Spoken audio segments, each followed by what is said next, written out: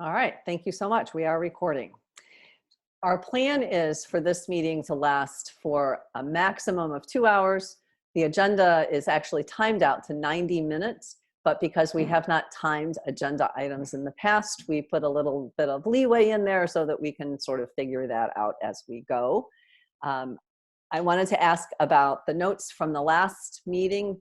They weren't official meeting minutes because we haven't decided on a format, but they were notes, and I wanted to ask if everyone was okay with those notes, or if there are any concerns or anything that anyone wanted to bring up about the notes that we published from last week's meeting.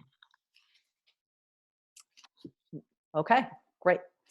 Are there any quick announcements from outside the group that need to be made? And Jamin, if you want to share a few things right now, that would be perfectly okay. Okay, well, I'll share super briefly now, and then maybe at the tail end, if people want to hang out, we can get more into details. But basically, two big headlines. One is we're actively putting together a federation of collective intelligences. And I personally believe that this particular collective intelligence, being a World 2026 collective intelligence, is a shining example of a collective intelligence. However young, this is really a whole new frontier. So expect a lot of young.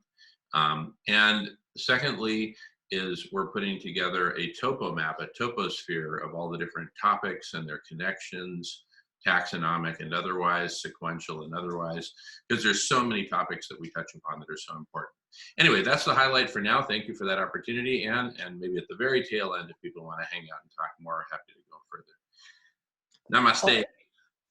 Yeah, that sounds really cool, Jamin. And people can also join you. Where can they join if they want to participate in these things? Oh, thank you, Anne. They can sign up on radish.org. And there is no money involved, never will be. It's a gift that we're giving to the world to participate in conversations with us. So if you like what we're talking about and want to know more, please feel free to sign up or apply on radish.org. Thank you, Anne. And as I understand it, everyone is welcome. So take advantage of that. All right, and our next meeting is scheduled for Tuesday, January 28th, a week from today, again at 3 p.m. Pacific time, 6 p.m. Eastern time. And so I just wanted to make all of those announcements. The next item on the agenda is our consent to this agenda.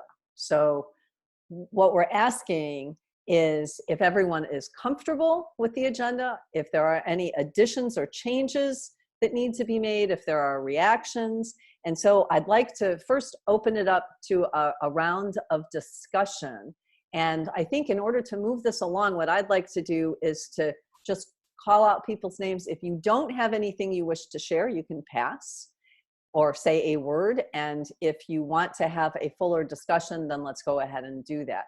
So Carrie, can we start with you? It's because you're on the left top of my screen. That's the only reason that I'm starting with you. And what are we, I know, I think you have to start with me, and I'm like the most, I haven't been on for a while, so I'm not sure what. This is new for all of us, that we're kind of changing the format and adding some more structure. So this is the first time we have done this. So you're not behind anybody. Okay. Yeah, I haven't really, I just found the agenda, and I didn't really look it over, but I'm glad to see that it's structured. The meetings now, that'll be helpful. I just texted my friend Dory, who I know she's on Basecamp. She was at the vegan conference from Prescott, and she's on my kind of my marketing team for Northern Arizona Climate Change Alliance, and so we've been talking about a lot of stuff. So I was trying to get her to jump on board. But yeah, no, I'm good with the agenda. If that was what I'm supposed to say, a thumbs up on that. Okay, that's great. Jamin and Nolan, do you want to add your thoughts, concerns, additions, anything about the agenda? I don't have anything to say at the moment. I'm all good, just super excited. Thank you.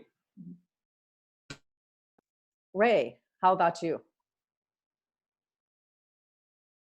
I think it looks good. Just an observation, because I've been involved in a lot of different groups, and the the organic permaculture group had an agenda which had built-in breaks. And I noticed this one doesn't. We usually don't. It's just a process thing I wanted to observe, that there's also the method of everybody just can tap out and go to the bathroom if they need to. This is just another way of working. It's I just thought I'd bring it up because it's something that we could maybe build one in halfway through. 90 minutes is, generally the feature film length that most people should be able to endure, but we don't always. Okay, so let's wait. Hang on for 1 second. There's a note here. Oh, gotcha. Okay.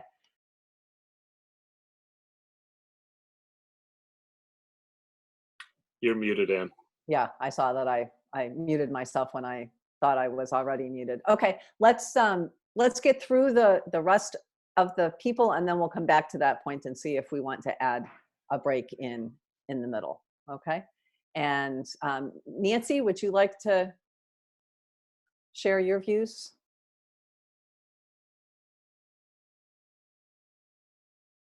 Nancy, I meant Jackie. I'm so sorry.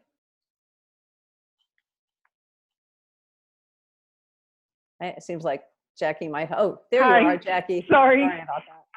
Sorry. I actually I couldn't find the email for it, so I had to go into Basecamp to get the link to get to the meeting, and I don't know why. So I haven't seen the agenda. I'm just very excited that there is one, that there's so much structure, and that there's so much more productivity to be had in the meeting. So I'm just very excited about that, and thank you for that. Okay, thank you. Patricia? I'll say pass. Okay, excellent. And let's see, Jorge is not back yet. And is your grandfather nearby, Kamaya? Does he want to add anything? Not right now. Okay. And Benjamin and Suzanne, would you like to share? We are good to move forward. All right. And then we have Shankara has just come in. Welcome. Yes. Hey, Anne, just got a chance to join. Sorry. Oh, excellent. Excellent. So we're just going over the agenda. Did you have a chance to see the agenda? Not it. Okay. Sorry. All right. That's fine. We're chatting about the agenda right now. If you haven't had a chance to see it, then it will be a surprise to you. And Jorge, would you like to join? And, We consent, Sylvia and I, to the agenda. Okay, we have one addition that was suggested, which is to add a break in the middle. And so at this point, that could either be in 30 minutes or in 45 minutes from now, depending on how long we take. I'm guessing that a break in 30 minutes would be fine. Would people like to make that addition? So again, you can hold a thumbs up, a thumbs to the side, or a thumbs down. Would you like to add a 5-minute break in 30 minutes? Okay, it looks like that's an addition that we would like to make. So we will put a break in at approximately the 30-minute mark from now, which is 7 p.m. my time, but obviously different times for different people. And again, I just want to make sure that everyone is good with the agenda. So again, a thumbs up. I think everyone said that, but let's have a thumbs up to move forward with the agenda. I tried to paste the agenda into the chat and it wouldn't paste. I'm not sure why. For the people that didn't have access to it. I have no idea what the technology is about these things. So we tried. I'll read off the agenda before we move into each section so that everyone at least hears what the agenda items are. Okay, so the agenda has been consented to and we are moving forward. So the fourth item on the agenda are reports from each of the work groups, and we have 6 work groups. So we'll announce each work group one at a time. And there will be 4 questions that each work group is being asked to answer or to report on. And the questions are, what has been accomplished during the past week? What questions, concerns, or roadblocks have shown up during the past week? What support might you need? And what are your plans for the next week? So the first work group to report is the monthly status updates. And the volunteers for that work group are Nancy and Suzanne. So Suzanne, can you? Yes. And I would like to say, I know Carrie and Patricia both weren't here during the last meeting when we did volunteer for these work groups. So if either of you are interested in any of these work groups, please let us know. And for anyone else who's joining and listening to these meetings after the fact.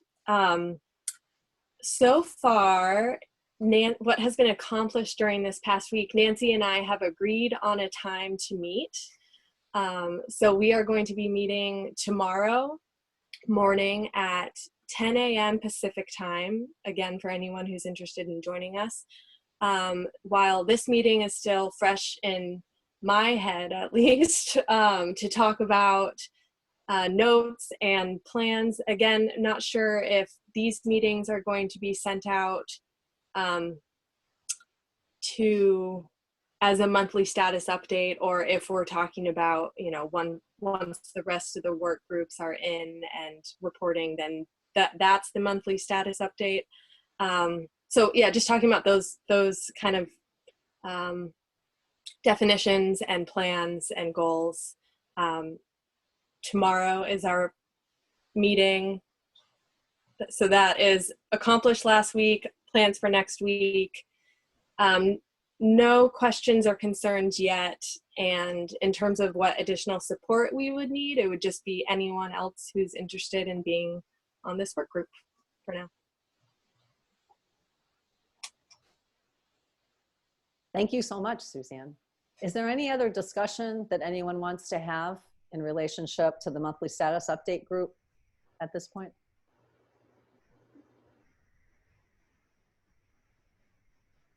Okay, excellent, thank you. We'll move on to the VCI tool library, and the volunteers for the tool library are Jorge, myself, Benjamin, Ray, and Jamin. So what has been accomplished is Jorge, are you on and available? You are, okay. I'm wondering if you wanna talk about what you've done thus far, and then we can talk about what the plans are.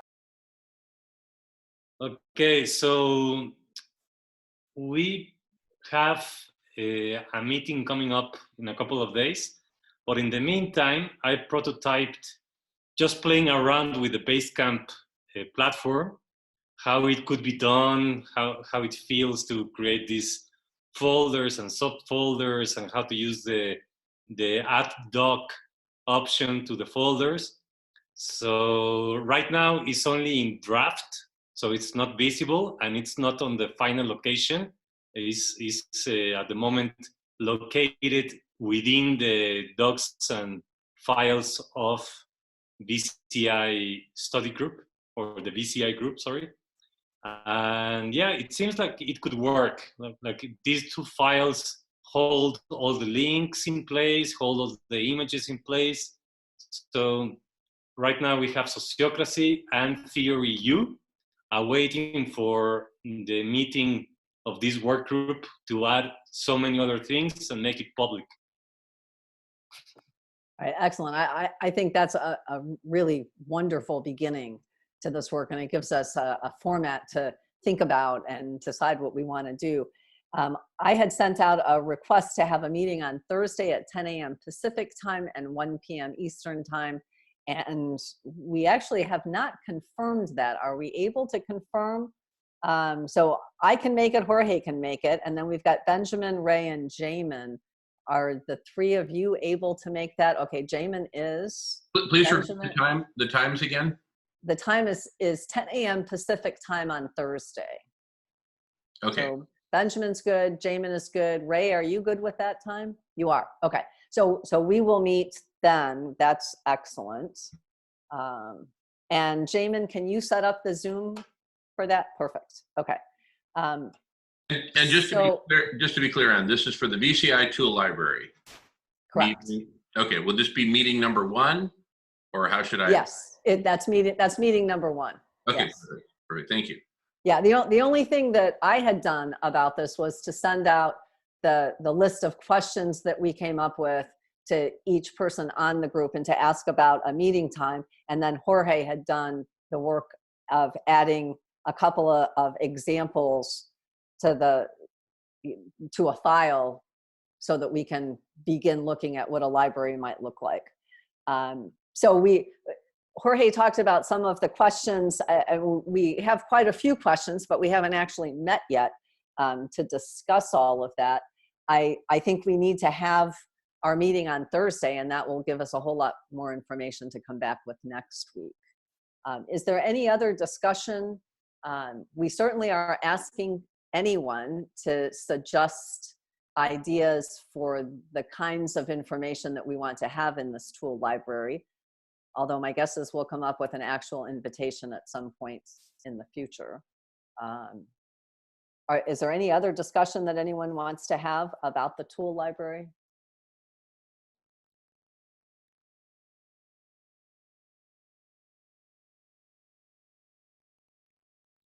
Okay. All right.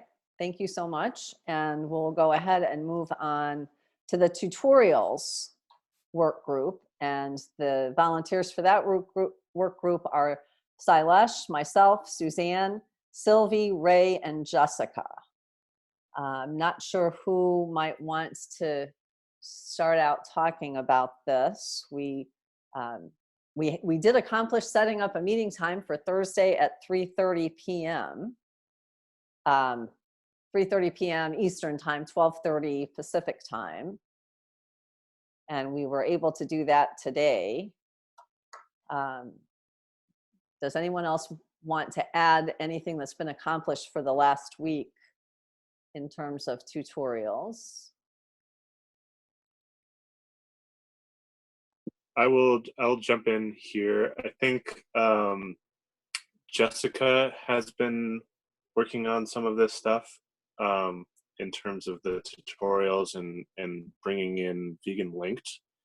And just wanted to put that out there and get it in our notes that we touched on it. I know she would have a lot more input here. And yeah, she's part of the group. So And I'm sure you guys will be discussing this with her. Jessica actually did a tutorial on My Vegan Kitchen and has posted it so that people can go and take a look at that, where she shows the food that's in her kitchen and what whole food vegans actually eat. So that's really cool. And we were kind of wondering if we wanted to do a short tutorial during this meeting on setting up the Doodle schedule. Suzanne, are you still interested in doing that? Yeah. Yes, okay. I am taking, so I would have Benjamin do it, but Okay. you have set up if people are interested in using the Doodle free scheduling tool and seeing how that's done. We found that to be, or I found that to be really helpful in figuring out a time for this group, the tutorials group, to meet. And then we thought, well, we could actually do a very short tutorial during this meeting to kind of showcase what that's all about. So I'd like to ask if there's consent to move forward and to do a short tutorial right now. So if you'd like to, again, thumbs up, thumbs to the side, or thumbs down.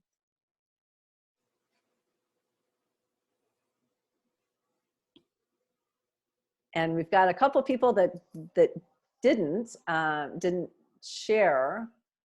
Can you help us understand? Carrie, are you okay with us doing a short tutorial? And Patricia? Yeah, you are. Okay, cool. And yeah, I am up for anything you want to do. Just give me a general blanket consent. Okay. All right. Thank you. And All I'm right. just, yeah. Okay, cool. All right, Benjamin?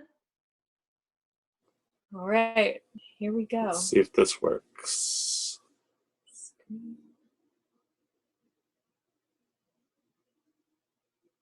No.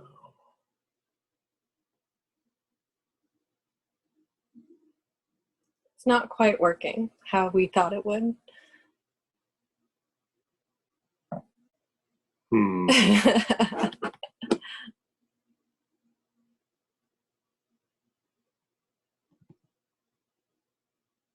Okay, we're trying one more time. Website URL maybe? Doodles. I don't think this is going to work how we thought. Yeah. So, but it's a great experiment. Is it possible to talk us through a little bit? If you would screen share and go to a URL for us, we could talk you through it. I'm on an iPad right now, and it doesn't seem to let me share everything on my screen, or at least I don't know how to do that off the top of my head. I'd like to volunteer to screen share here if Ann, you. Cool. I would so much prefer that, Jamin. That would be Right. wonderful. Gotcha. Thank you. Sure. All right. Screen share in progress.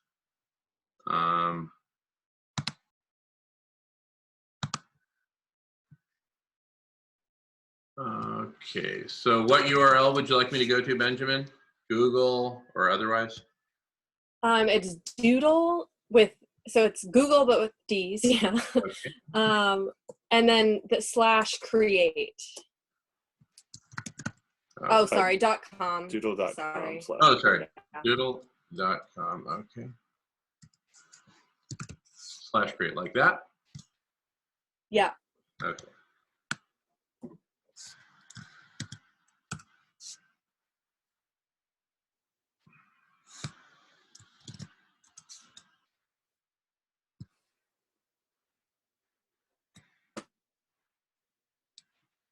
Okay. Awesome. All right. So the free version comes with all these ads around this box, which is totally fine. This first page, we enter the title of whatever we're trying to schedule. So, say VCI meeting number 11, something like that. The location, we're going to be meeting on Zoom mostly. So that's usually, you don't need to enter in the meeting information or anything. We're just going to say, we're meeting on the phone, we're meeting in person, or we're meeting on Zoom. And then in the notes, I've only made one of these. In the note, I added to contact me if you want additional options. I think the note could also be left blank if it's self-explanatory. Perfect. Cool. And then click continue there.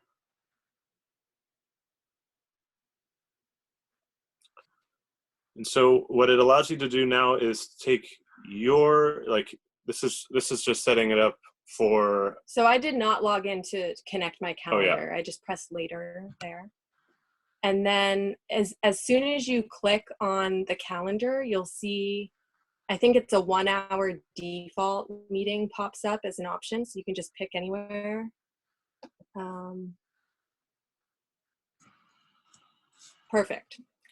So if we're trying to schedule a 2 hour meeting, then I think we can drag that to extend it to 2 hours. And then we can keep adding options. So let's say. So these are all options for a possible meeting time. Yeah. They aren't your availability. This is just potential availability. Yep. For everyone. And you could potentially just set it up with your availability, because that's all that's going to be available for you. However, it may be the case that everybody can meet on a time that you're not available. So you kind of have to think about that when you're making this. And then, Jamin, I think you saw way down at the bottom there, it's in a Los Angeles time zone. So just be aware of that when you're doing your scheduling, that you know what time zone you're putting out there.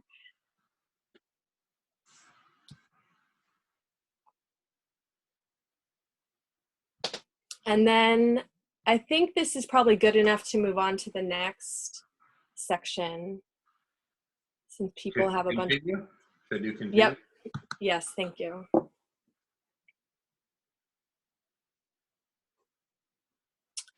In the only poll I did select that first option, yes, no, if need be. Just so people have a little bit more flexibility in saying like, well, I can make that time, but I really don't want to. And I guess we can have hidden polls. I kept mine public. And then we can see if we pay for a premium subscription, the types of features that we would be able to get on the right there. But so far, the free version has worked well for me. So then I just hit continue.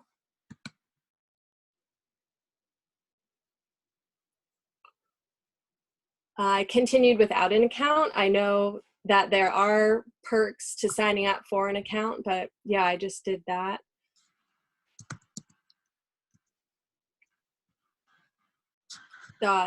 .ashley.king, or I don't know if it's going to need a real one, but that's my real one, @Gmail.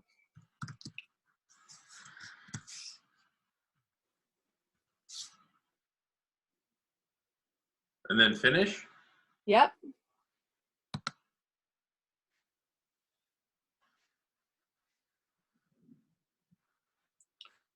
So at this point, at the very top of the screen, there's a link that you would be sending out to whoever you would like to participate in the doodle. And then at the bottom, you still have to fill out what your availability is. So you can see pre-filled my name there. Yeah. You can see that even though Suzanne is the one who made the doodle, it didn't fill out that she was available for everything that was created to begin with, because she still needed to fill out her availability, if that makes sense. And then all of this information is then collected and sent to the doodle creator. It's also available for you to look at if you are interested. You just go back to that URL whenever after you finished, to take a look and see if anyone else has filled it out. This particular free version doesn't have a deadline, so part of using the free version is staying on top of getting people to reply. Yeah. And Jamin is showing how the double clicking selects yes if need be. And actually, as you can see, it just toggles through 3 states: unselected, yes selected, and yes if need me, meaning that, look, if you really need me there, I'll be there. Otherwise, please, let's not do it then. But, you know, if up against a wall, if that's the only time that can work, I'm okay. That's what that means. And it's described right here, yes if need be. So it toggles. So it's not like you have to and then you can fast or anything. Go ahead. Right. Cool. And you can add a comment if you need to at the bottom, and then you click send, and that is it. Yeah, I think this is a really nice way, honestly, to find a meeting time, because then everyone can see what everyone else is doing, and there's not a long delay in trying to figure out whether you're available or not. I will say that you have to hit send, because I was so excited when I first saw this that I filled it out, didn't hit send, and went back in a few hours later and I wasn't shown. And I'd sent out another thing saying, this is really cool, everybody should do this. And then I wasn't there, and it was because I never hit send. So you have to hit send. Are there any questions about doing this? So any one of us who is organizing a meeting could use this and send this out. Are there questions, concerns, reactions? Okay. I am so glad that there were no meat, eggs, or dairy advertisement. Maybe the makeup, I didn't check if it was vegan.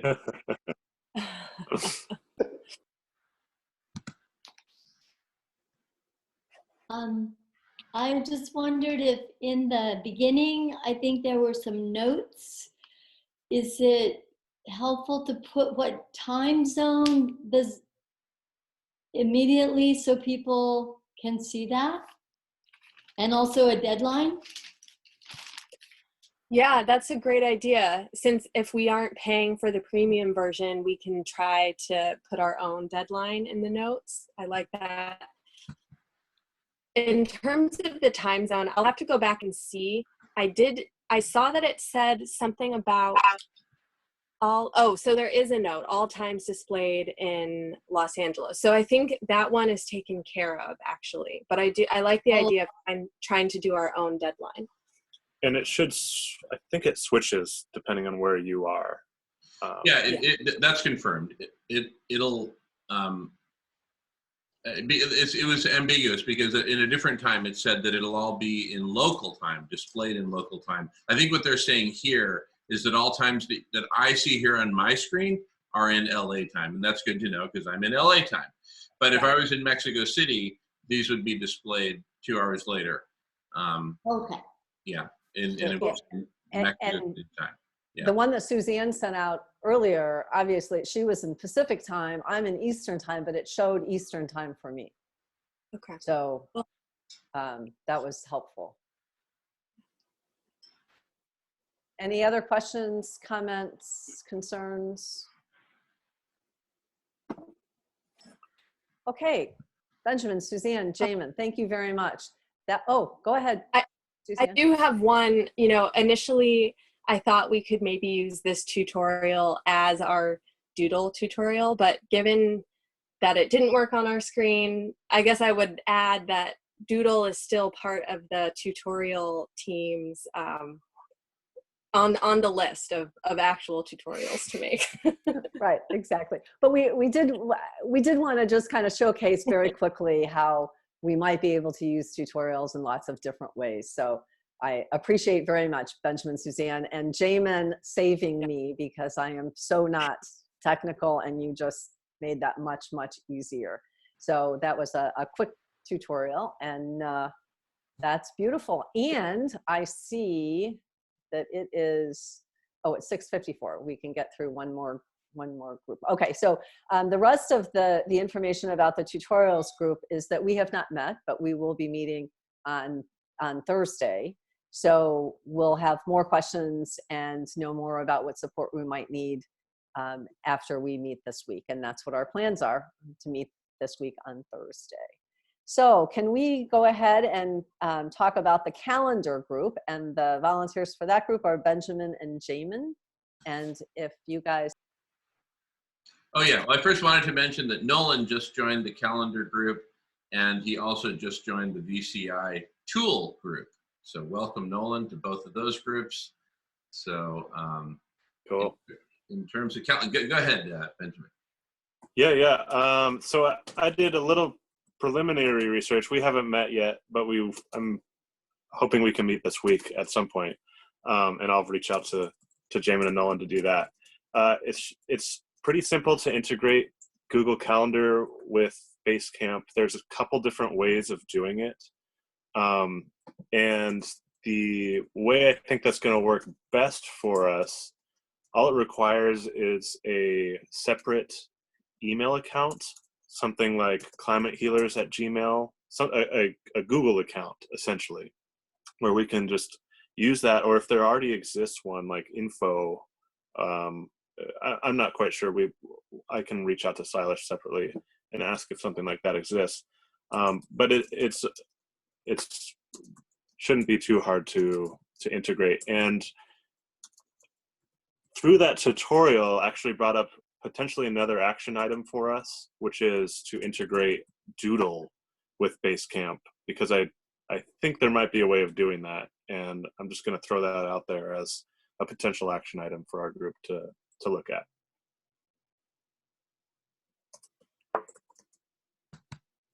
Sounds awesome. Sounds great. Thank you for doing that research, Benjamin. Are there any other questions, comments, any discussion about the calendar group from everyone else here?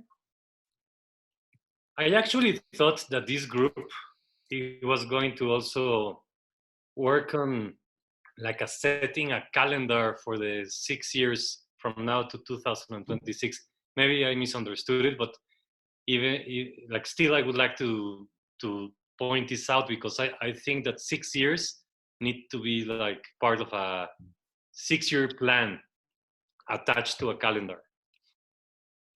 Yeah. If you want to come up with that 6-year plan, we'll post it on our calendar. Yeah, I was just going to say that Jorge's interpretation wasn't what I had interpreted it, but I love where you're going absolutely, with that, Jorge, and I think that's needed. So I'll write that in our notes, and I don't know when and how we talk about it again, but yes. Yeah, I love the idea, Jorge. No, and I didn't get that from the last meeting either, so I'm glad we're clarifying that now. Yeah, the intent is to come up with that calendar by the end of this year. I think that should be our goal. Cool. Yeah. Excellent. That is very cool. Very cool. All right. And Myra, somehow you came in and I missed that. I'm so sorry. Welcome. We're very glad that you're here. Would you like to share anything, since somehow you snuck in and I know I should see that very clearly, but somehow I didn't. Oh, thank you very much. Right now, there's a lot of noise in my house.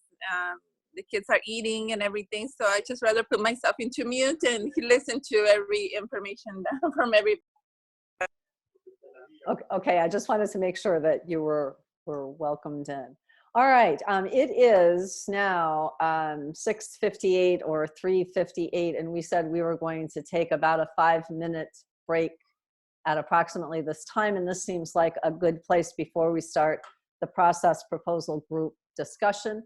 So why don't we take 5 minutes, get yourself something to drink, run to the restroom, stretch, whatever it is you would like to do, and be back in 5 minutes, which is 3 minutes after, if at all possible.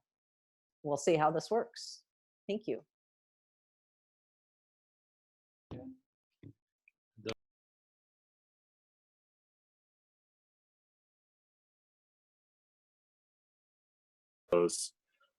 The link to it is in the chat.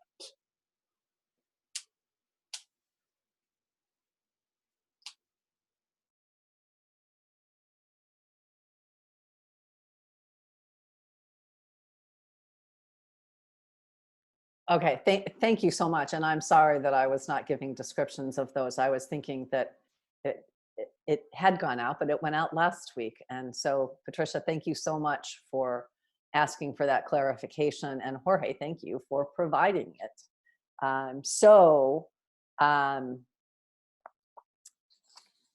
If we are ready to move on, let's see. I don't even know if I have the full.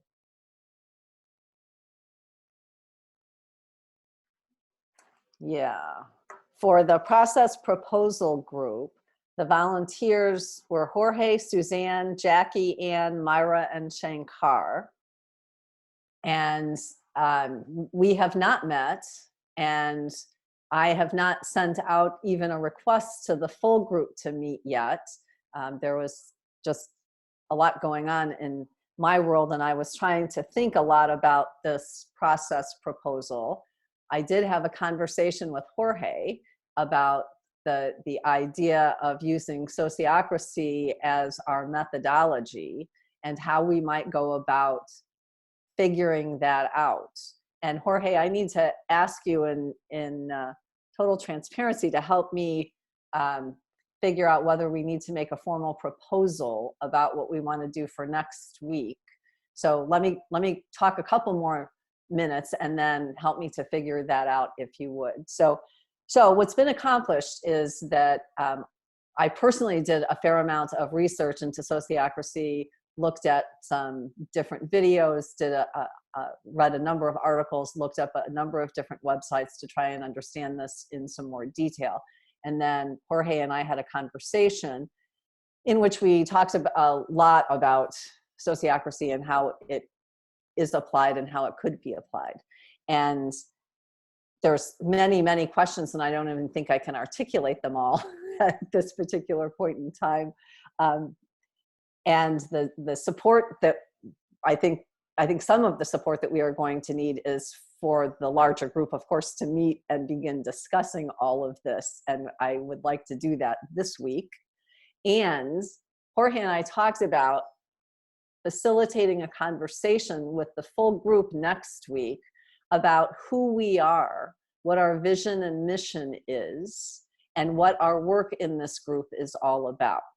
And so, Jorge, what I'm wondering is, are we making an actual proposal to the group that we need to have consent for?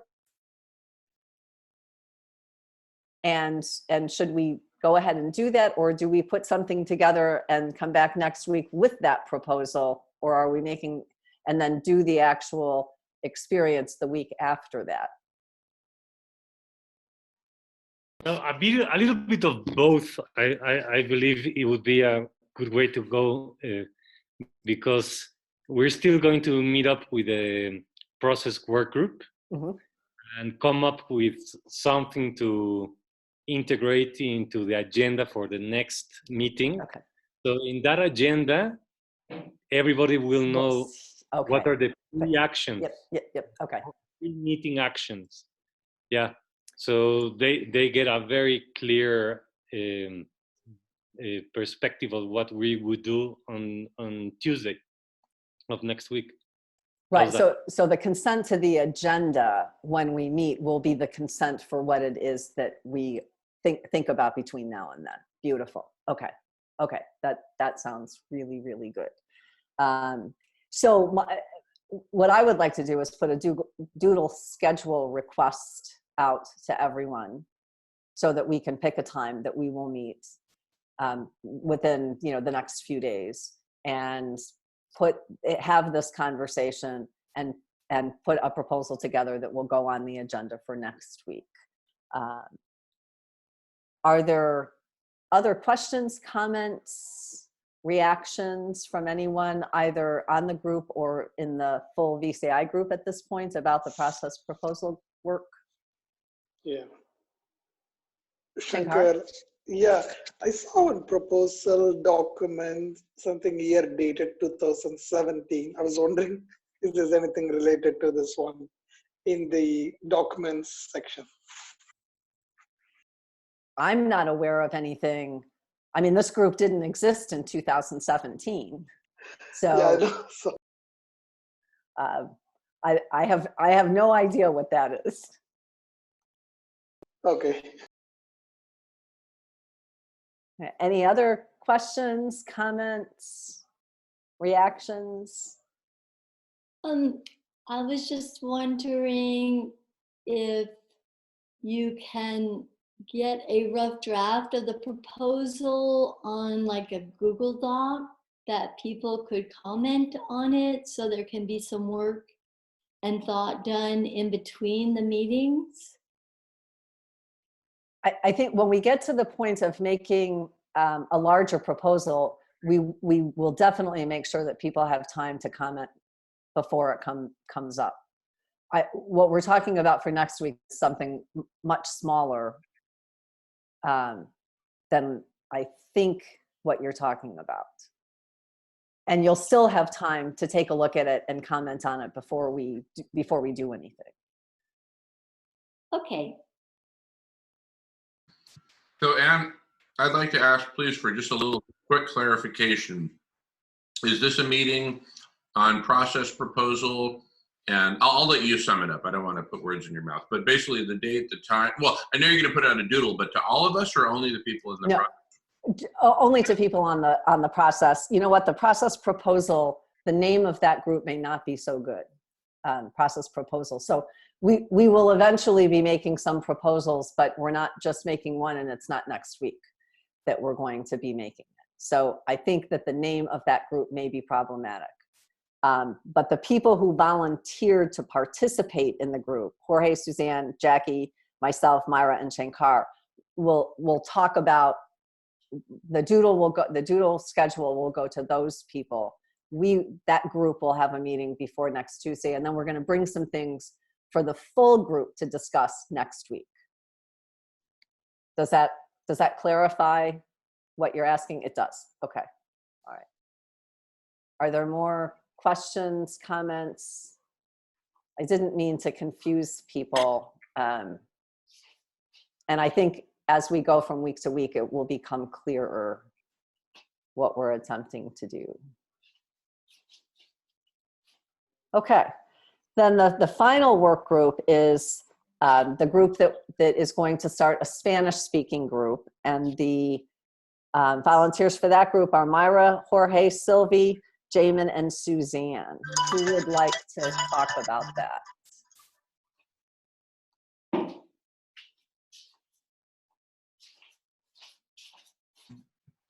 Well, first of all, we have not had a meeting yet on it, or at least I haven't participated in one.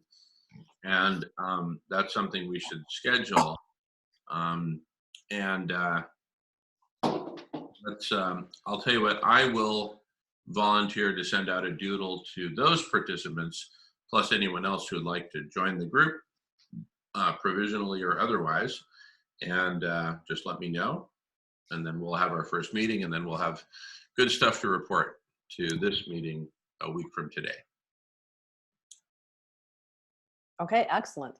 Are there any questions, comments, concerns that anyone from the large group wants to bring up for this group to consider when they meet? Well, I remember, let me check again the notes of Suzanne, that this was maybe something that is going to happen until next year, or am I mistaken?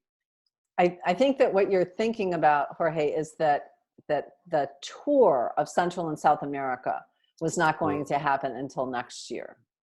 But that there was an interest, or at least my understanding from last week's meeting, was that there is interest in starting a Spanish-speaking group now, but that the tour would not happen until next year.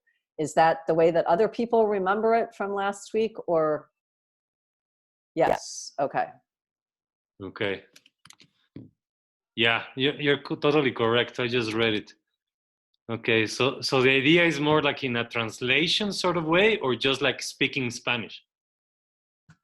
Speaking Spanish. So speaking Spanish about El Mundo Vegano 2026. Correcto, correcto. Y, o sea, todo lo que se habla, pero se puede decir en paralelo, ¿verdad?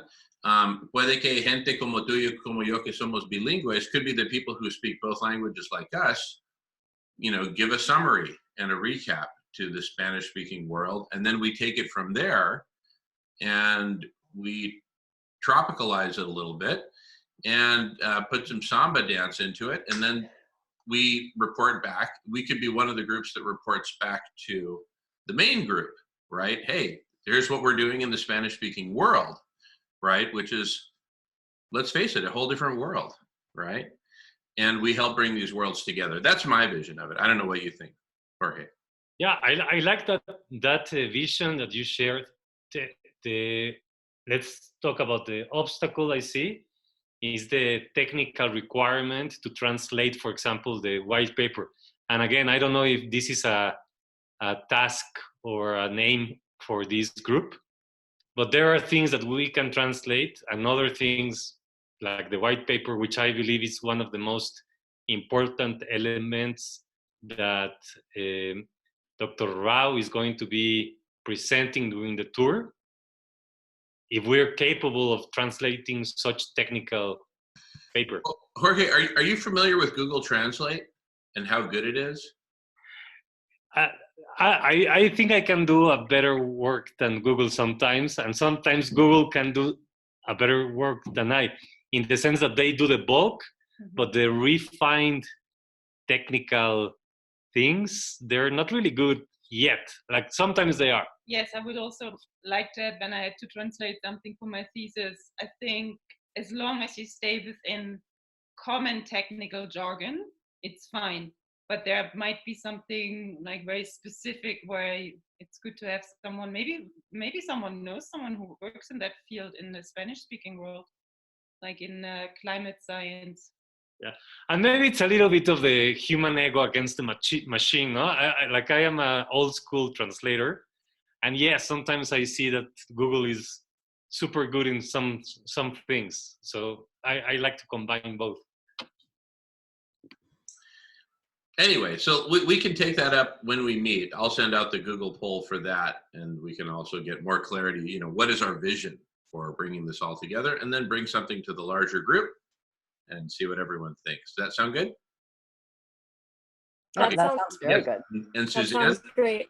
Yeah. Yeah, I wanted to add that I know we have a lot of participation in India since the Prayer for Compassion tour, and I'm hoping that our participation just continues to spread. So maybe this particular group and language translation can be, we can also think about, you know, how do we make this language friendly in general, and how, you know, even if this is Spanish speaking period for this group, how do we, what's our vision for the 6-year roadmap that Jorge was talking about? Totally. No, it's brilliant because with Spanish language versus other languages, we're all right here in the same time zone, right? Except for, you know, Spain, right? But Latin America, we're all in the same time zones. So it makes it very easy for, this is a really great test bed, I think. And then India is going to be a bigger challenge because everyone's asleep when everyone's awake and vice versa. All right, thank you. This sounds great. This sounds really good. And Amira, I just realized that you snuck in here too. So welcome. I'm glad to see that you're here. All right, any other questions, concerns for the Spanish-speaking group before we finish up? No, okay. Are there any other things? I mean, we had talked about the agenda at the beginning and we had consent to it. We are at the end of our agenda and at our checkout. We wanted to check out with a word or a phrase that describes our experience of this meeting today. And we can include everything about content, process, and interpersonal dynamics. So what I'd like to do is go around to the room, and I think the way to do this, or the way I would like to try it, is that I just call on people so that we keep it moving. And if you're not ready, that's okay with you. Okay, cool. If you're not ready, you can say pass, and we can come back to you at the end of the time. So Myra, how about we start with you?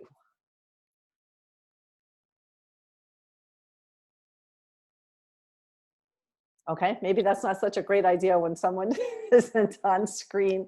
Okay. I'm sorry. Yes, I was here. Okay. Sorry, I was here, but I got distracted when Jorge was done with the whole Spanish translation with the white paper. I got myself distracted. I wanted to, if you don't mind repeating, what is it that you're asking for as of now? Oh, sure. We're just asking for a quick checkout about your experience of the meeting today. And you're welcome to talk about the content, the process, or the interpersonal dynamics that went on during this meeting. So whatever you would like to share with the full group, we would like to hear. Well, I was at the meeting at earlier at 12 p.m. with Jamin, and it was very interesting, all the information that he brought up. Also, I mean, regarding the conversation that you guys started having, I was a little bit late. So overall, I think it's just interesting that we are becoming with more ideas and more, I guess, more unification into what is the purpose, what is it that we really want for this year. And that's all I have to share. Thank you. Okay, thank you. Thank you. Jackie, are you able to comment at this point? Okay, sorry, was running back. I think the meeting went very smoothly and very quickly. I am really impressed with just how smoothly and everything went.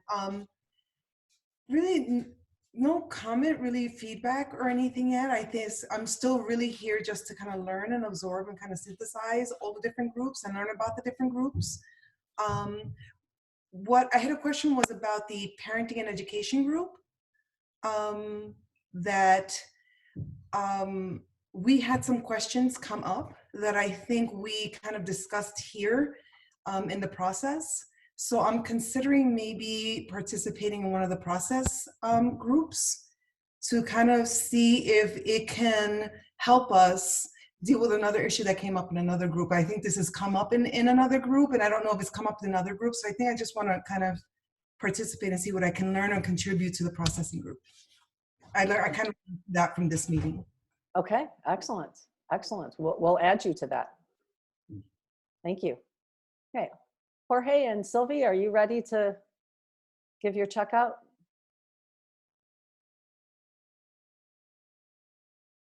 Okay, I highly appreciate the way the agenda was set up and how it got to be consented, and then respected the time frames for each section.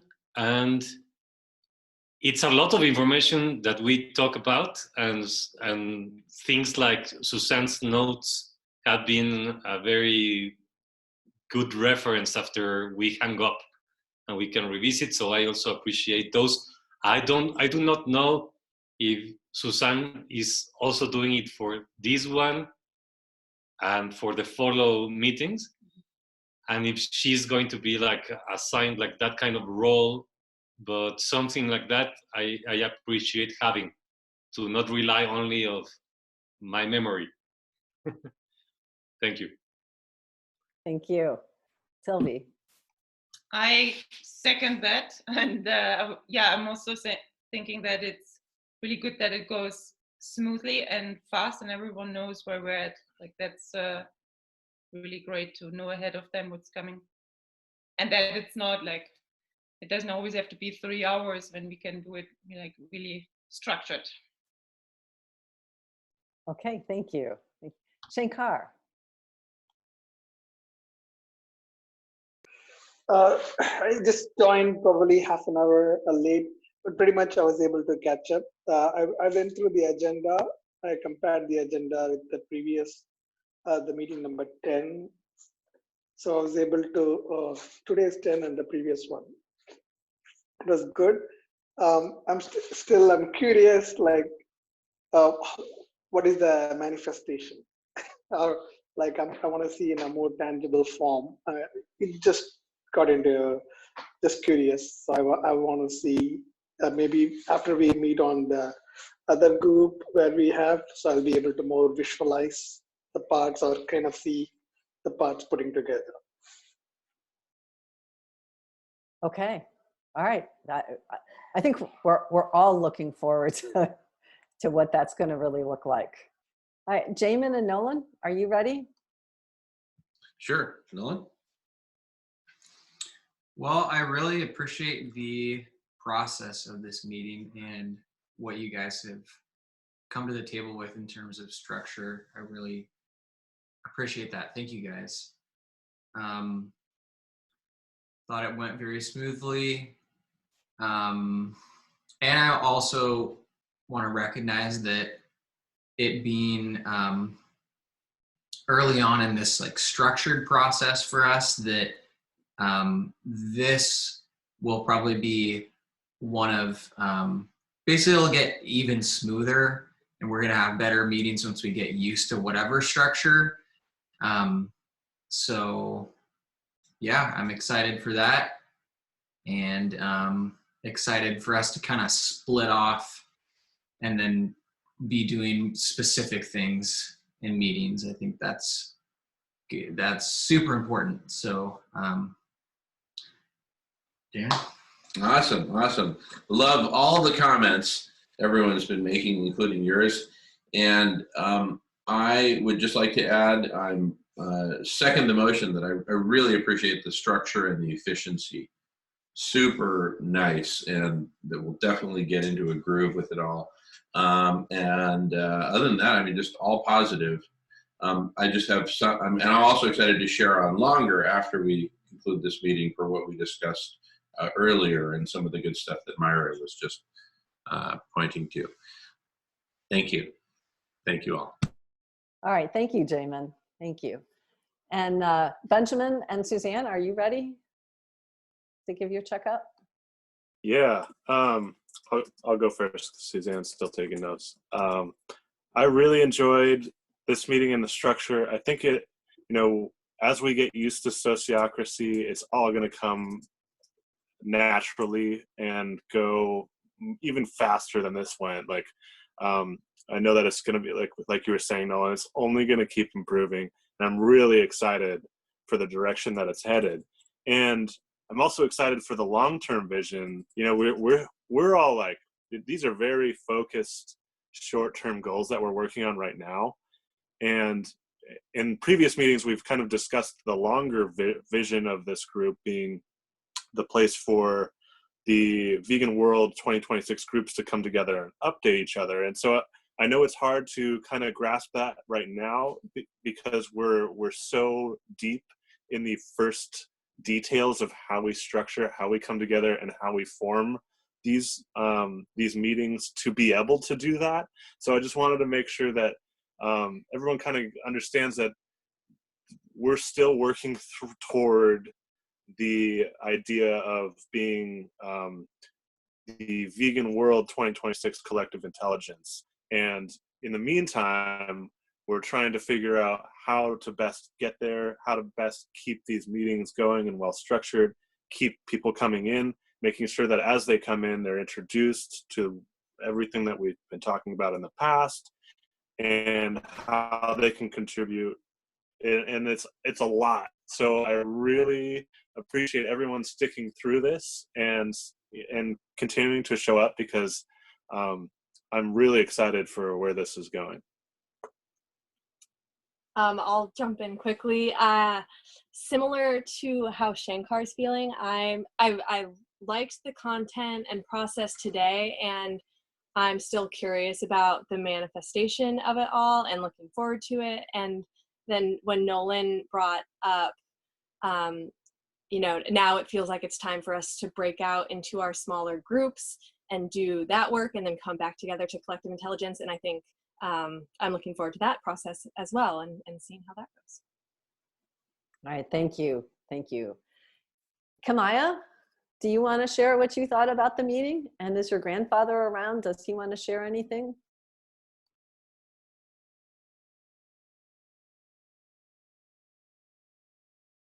Hold on. I think we'll pass really quickly.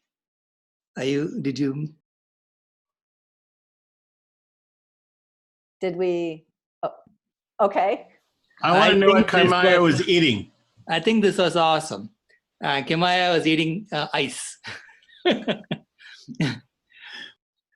Ice is great. Thank you for being with us. This is awesome. Thank you so much for doing this, okay? All right, cool. Ray? I'm so impressed by Kamaya's attention span. Were you listening to us the whole time? We're not boring? Why would you be boring? Oh. It's not like we're going to be told it once. That's good that we could get together and everybody's getting work done. Yeah. And we're not being boring. We're setting up lots of dominoes.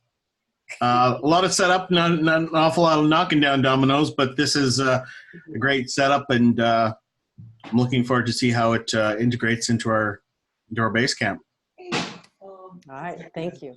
Carrie?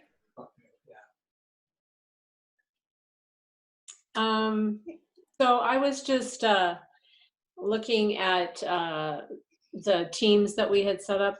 I think that just because I've just come in after being gone for a couple of months, that I think it's important that I see now we have work groups within this group, and then I think are they called teams, or they others are work groups? I think also as I think kind of the steering group that we are should clearly define what all those mean and what those roles are moving forward. But I can already sense so much progress being made for being gone for a month and coming back in. However, I did like the 3-hour conversations because I do a lot of production work. So I just sit here and really benefit from all the conversations that we have.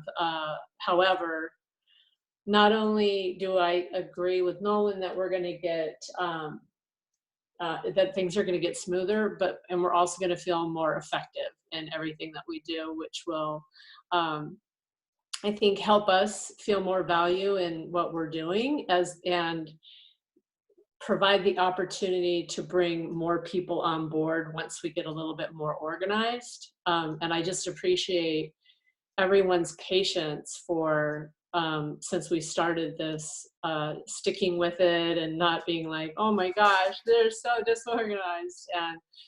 And because I think that's at the heart of who and what we are, is that we believe in what we're doing and each other. So I think that just makes it even more powerful. So thank you. Thank you, Carrie. And just so that you know, the Solutions Club is still going on, and I'll let Jamin talk when we're completely finished about that. And I don't know how the format of that, if it's the same or has changed, but we'll come back to that at the very end. I'd like to just say a couple of things. One is, welcome, Melissa. You came in right at the very end of what we're doing, so I'm glad that you're here. And we skipped Amira because she asked to be skipped in the chat box. So just so that you know, I did not miss her. She asked for us to pass. And I'd like to share a couple of things. One is that I think that this meeting went very well, and I also think it's still a bit awkward because we're just putting into place this structure. And I think about this structure in a couple of ways. One is that it's like we're building the foundation of a building. It's boring, okay? It's digging below the ground. It's putting things in place that other people are not going to see when the building is actually constructed. But if you don't build the foundation, you can't build the house, the building. So this seems like it's kind of boring, or it seems like it's too detailed, or it seems a bit awkward and messy, because it is. And then it's going to let us do some really incredible things later on. And then the other story, because that one doesn't have anything to do with the natural world, and those always make me feel kind of weird. The other story is the story about the lily pads.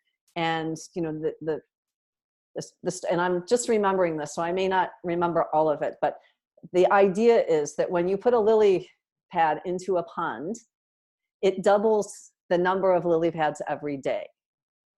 And so the question is, if it takes 100 days to fill the pond, on what day is the pond half full? Does anybody know the answer to that? Okay, Jamin. Day 99. Incorrect. Oh no, I'm sorry, you are correct. What am I saying, incorrect? You are correct. You're right.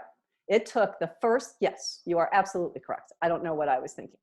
It took 99 days to fill that pond halfway, and then it doubles. So on day 100, it's full. So I think about our work. So we've got 6 years to get to Vegan World 2026.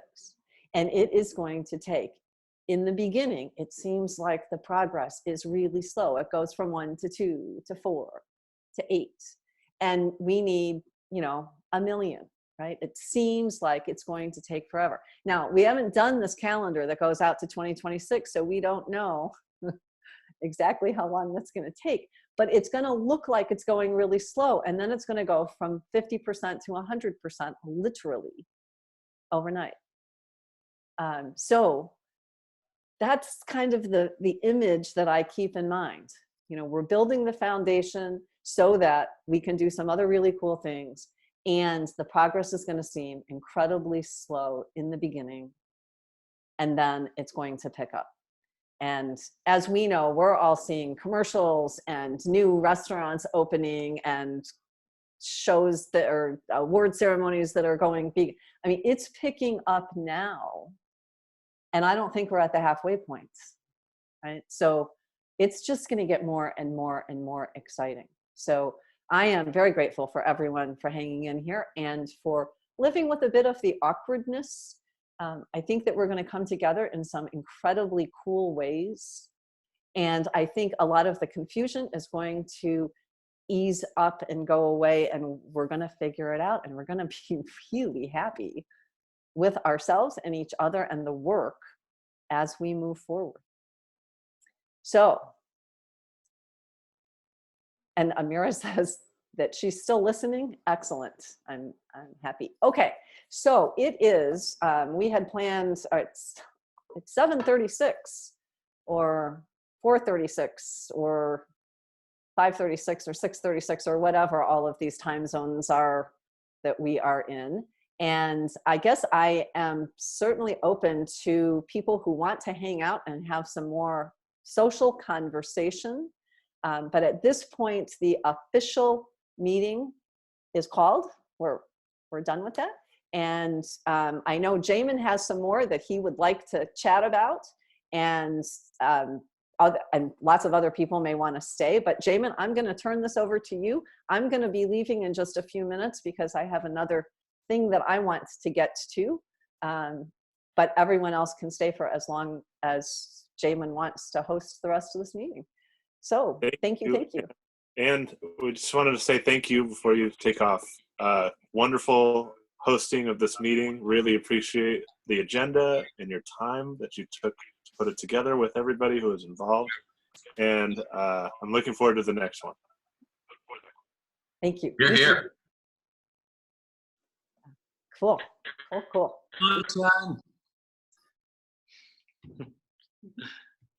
I was also wondering, Jamin, if you want to stop the recording and start a new one. I don't know if you want to divide this into multiple recordings somehow. Well, I think the way to do that would be in the editing room. So, Nolan, would you be willing to sign up to chop this into two? Well, why don't we just start a new recording? That seems easier. Okay, I'm going to pause for the moment while we figure that one out. All right, after a pause, we were talking about creating a federation of collective intelligences and having like a weekly meeting where we all come together. And we kind of just putting together a sort of a block party for collective intelligence. And and that could in turn evolve into parallel conversations happening. So it's not just one meeting that once per week, but there could be, a vegan meeting that's happening in parallel with, heaven forbid, an Alan Savory meeting on collective intelligence, let's say, et cetera, et cetera. And so we have all this stuff going in parallel, but we could start with just one. And also, in parallel with that is a proposal that any community that's out there doing collective intelligence, that they should have something on their homepage that says, here are the public meetings this week where we interact with anyone from the public. Please come and join us, right? And somebody might say, well, we don't want to do that because too many people would come. Look, the moment that too many people come, wherever you define too many, 100, 1,000, I don't care. But the moment too many people come, that's the moment when it's time to do a press conference to say, hello world, the tipping point for surplus demand for collective intelligence has been passed. At which point the exponential really takes off. That's where the lily pads, per Anne's example, fill up half the pond. The next day it's going to be the whole pond. Right? So, let's turn this thing on, get collective intelligence going, get the different collective intelligence groups together so that collectively we can figure out a number of things, including but not limited to designing and building a platform for collective intelligence, a singular medium where we can all come together.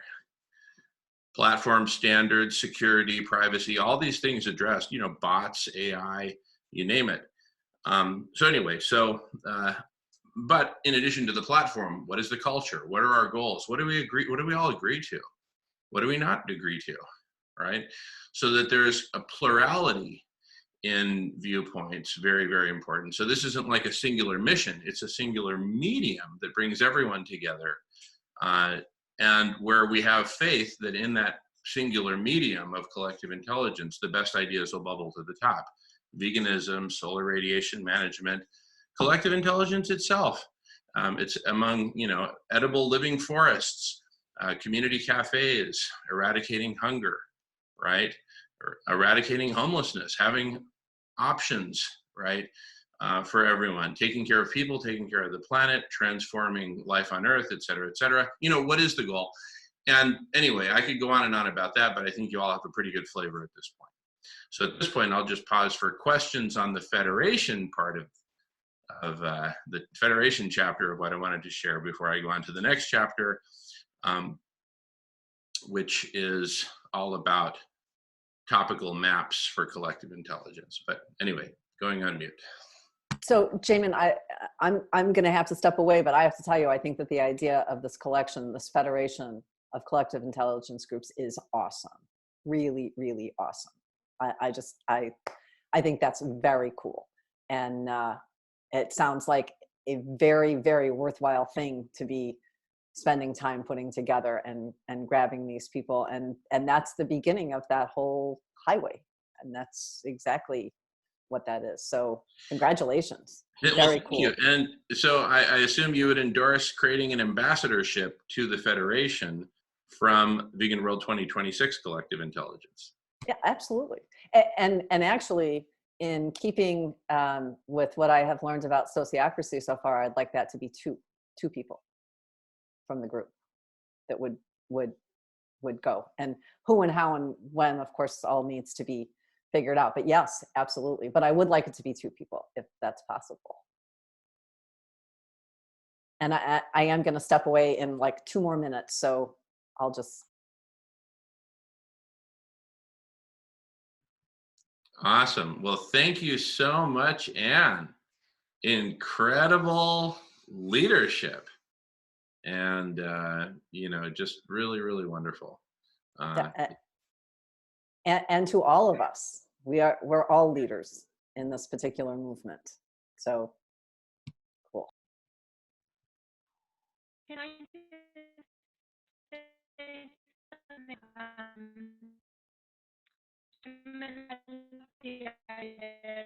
Wonderful, beautiful, and I just want to say something before you take off. Actually. Hey, Melissa, sweetheart, we're having trouble hearing you. If you turn off your video, we might hear you better. Try turning off your video. I actually find the part that all the creative part together. Yeah. Is that better? Is that better? Yeah. No, we really can't hear you, sweetheart. You could dial in. Look in the email for the invitation. You could dial in. We could hear you very clearly if you dial in, but this other way just isn't working, unfortunately.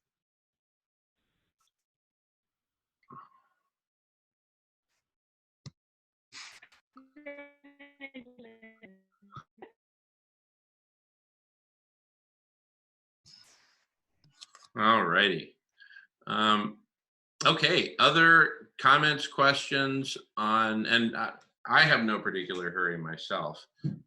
So I'm here to really dig into these topics for whoever's interested. So any other questions? Yeah, go ahead, Ray. Jamin, I mentioned to you before about Jean-Francois Noubel uses the words collective intelligence. I think he's done TEDx talks on it. I'm not sure if it was all specifically about that, but he may be an important person to bring into this because he's leading the Aquarius group. Oh, totally. We've all met him in person. All of us who were at the Vegan World 2026 October event in Arizona. And I had met with him virtually prior to that. So he is absolutely invited both to the Federation, to the block party, to everything. He's on all my email lists when I send out invites, including to this meeting. So I'm always peppering him. In fact, when we do throw the first block party, if there are people who haven't responded who we need to get to respond, one of the things that we'll be asking for help in is outreach. So like if you've got a direct line to Jean-Francois and you can invite him to the first block party, that would be great because we could totally use him there.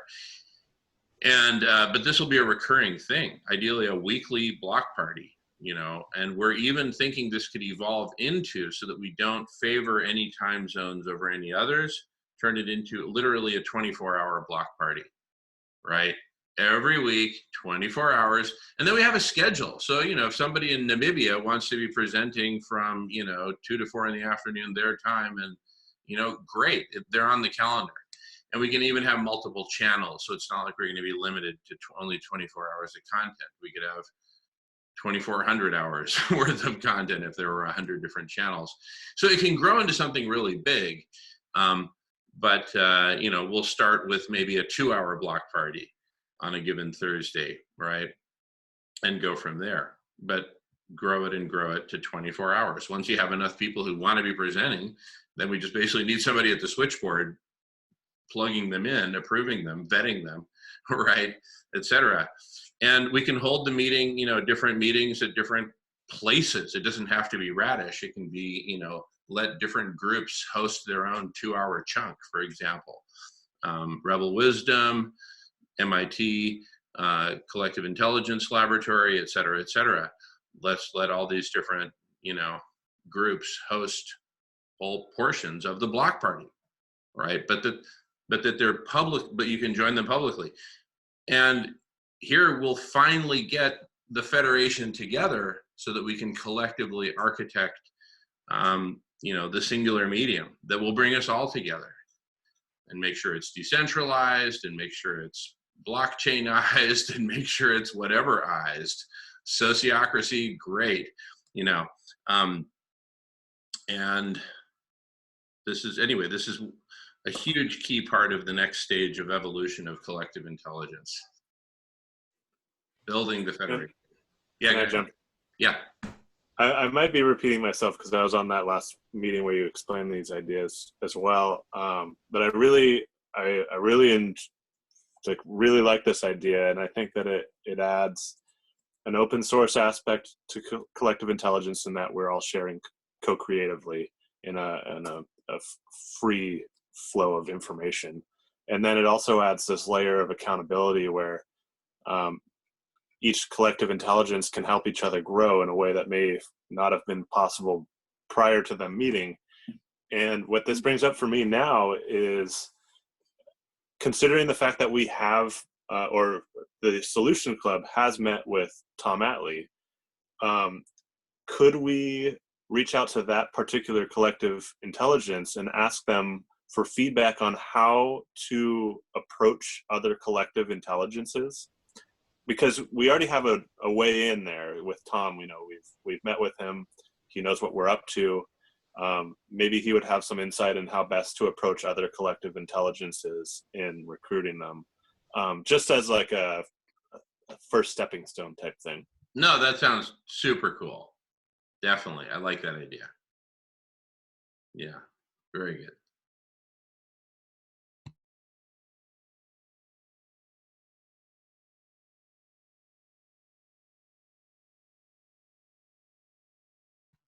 Yeah, but I mean, since you raised, oh yeah, go ahead, Myra.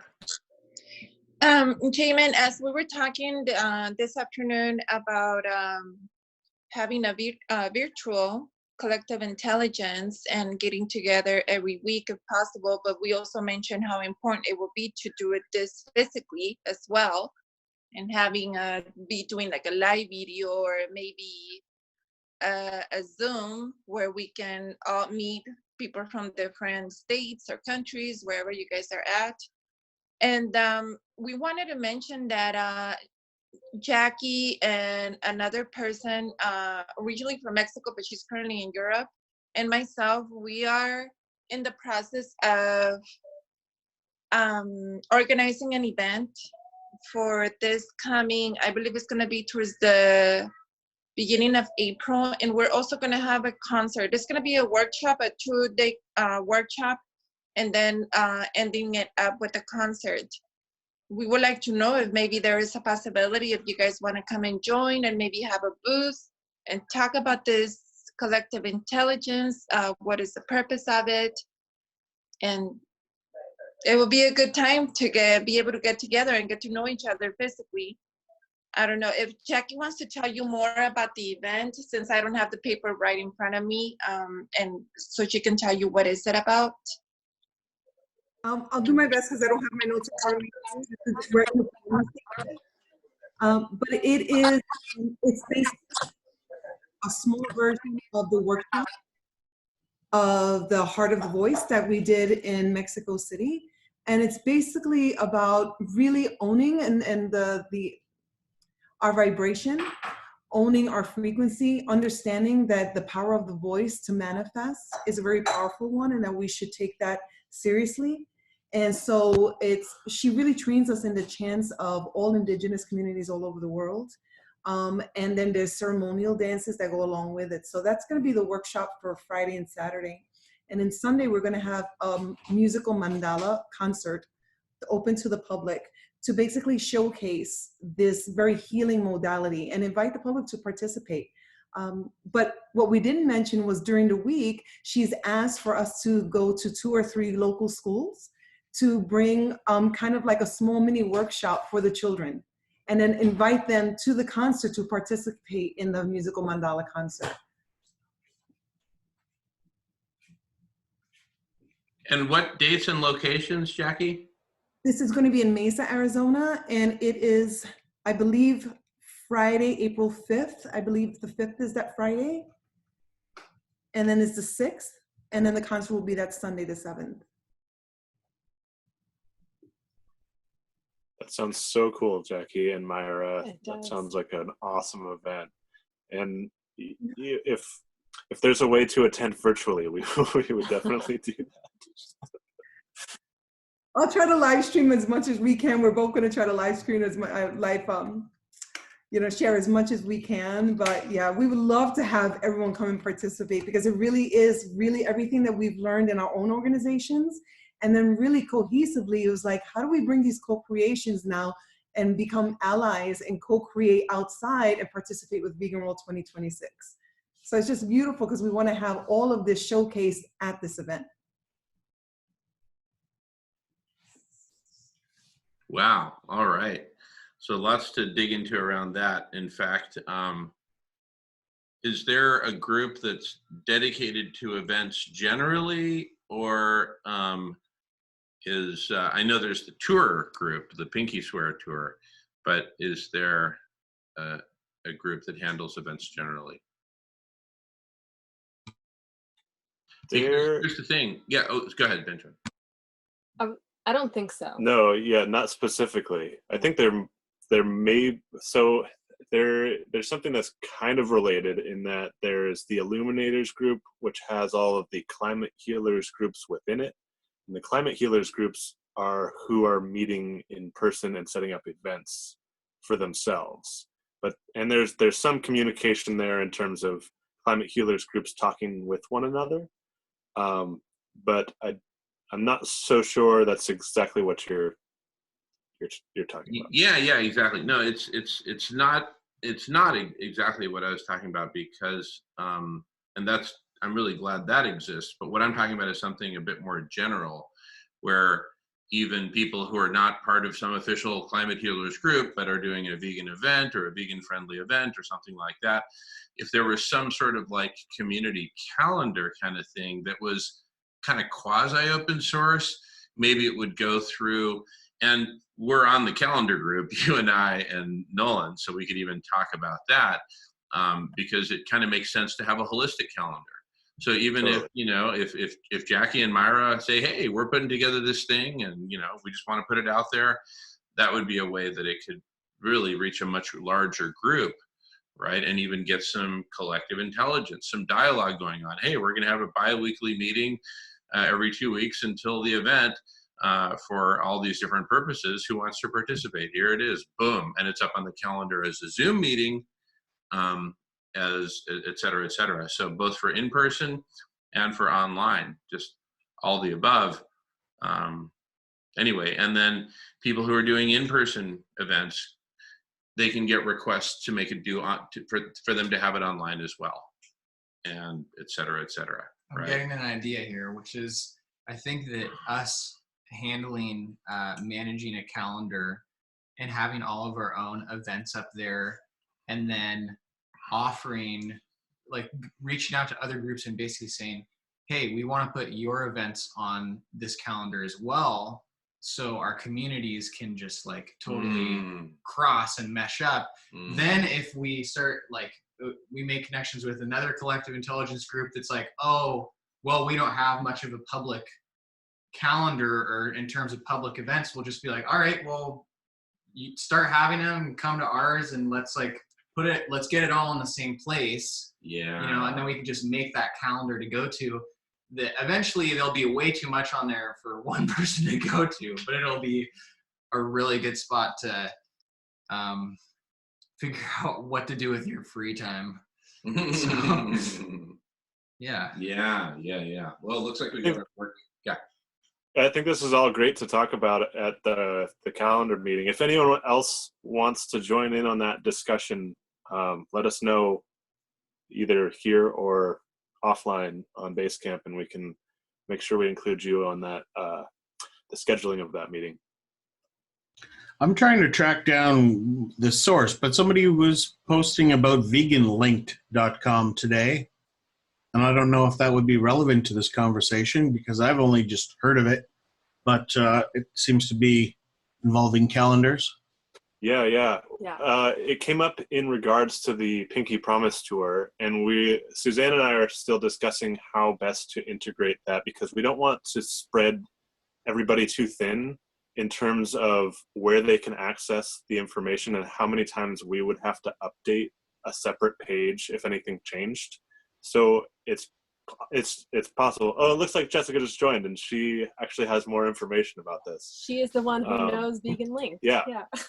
Jessica, welcome to the meeting. We have actually already wrapped up the agenda portion of the meeting and have moved on to more of a social forum. I don't know what you want to call this, but we're kind of just discussing random topics, and we just came to the point where we started talking about calendars and how best to integrate the outside view of Vegan World 2026, as well as outside groups, and whether there's a way to use Vegan Linked for that, whether that's something that we want to talk with Jeff about. I know that Jeff has expressed interest in combining forces and in some capacity. So if you want to speak a little more on that, Jessica, I know you just kind of came in to a bunch of questions. So if not, that's totally fine too. Sure. Okay, so Jeff would like for anyone and everyone to use Vegan Linked in any ways that they can. And I don't know how many of you have gotten a chance to look on the website or follow the instructions. Well, I think I only put those instructions in the Pinky Promise Tour Task Force group, but it's pretty straightforward. And he actually made a video with the instructions. Hi, Kamaya. He actually made a video to tell how to do it. And when I watched the video myself, I was like, what now? Like, it's really, really fast. And I don't know if he's like fast forwarded, or if he somehow edited to speed up what he was doing on the screen and then he talked to go along with it. But anyway, it's really fast. And I was like, okay, well, let me try. And as soon as I tried it, all made sense. And it was like, oh, just like you said. Yep. Okay. And it's very self-explanatory kind of when you're actually doing it. But specifically, what were you talking about? The calendar or the events? I mean, for events, we could definitely use it for any event. And I can put all of this on I can, copy what I put in the Pinky Promise Tour Task Force page to this group also. So everybody will have access to that. But were you asking me something other than that, what I answered? No, I think you gave a great synopsis. I'm not so sure how. I think the longer discussion has to take place with Jeff in terms of how we best integrate it with what we're doing here, specifically because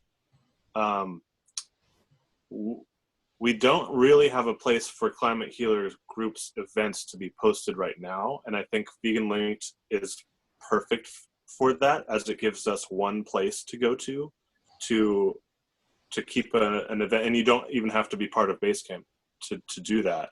I think a further discussion has to happen around whether we use it for the Pinky Promise tour, because there's some confusion that may develop around using both platforms at the same time. And I know it's kind of still at the beginning stages of designing this tour, so it may iron itself out over time and allow us to use Vegan Linked.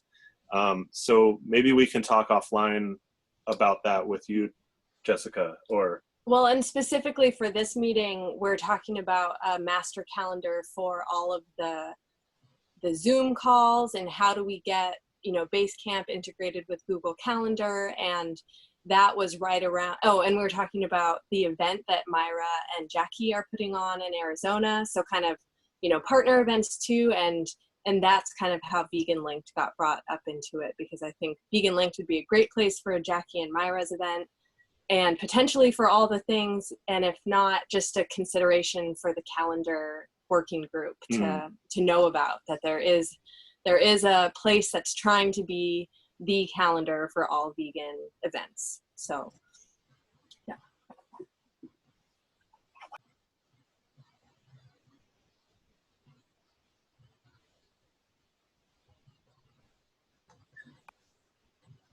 So that actually brings up a quick question for you, Jessica. Would you like to be involved in the calendar group as well? Sure. Is that with the VCI? Yeah, so that would be around VCI. I think that some of this plays into that. So we'll end up having conversations about it, and if you want to be included in that, we can totally include you on the scheduling of that. Sure, that's fine. Cool. Thank you.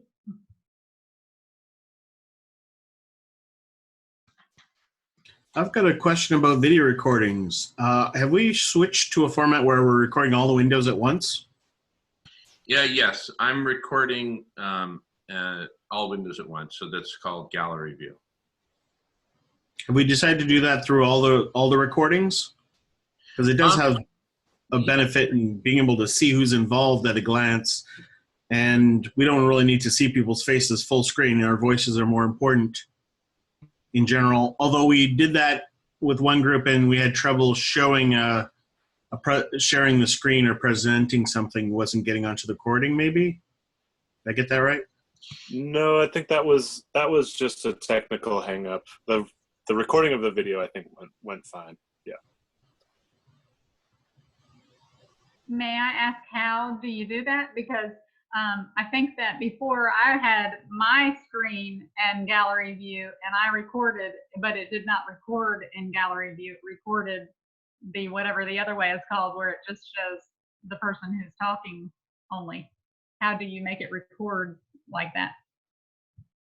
Well, one thing that I found helpful, Jessica, is when I record on my computer, and I'm the host, it's on my computer, and I save the recording on, as opposed to somewhere in the cloud. For me, gallery view is preserved every time when I do that. There was one time when I recorded to the cloud and it didn't preserve gallery view, but I don't know if that's because cloud recording just, go ahead, Benjamin.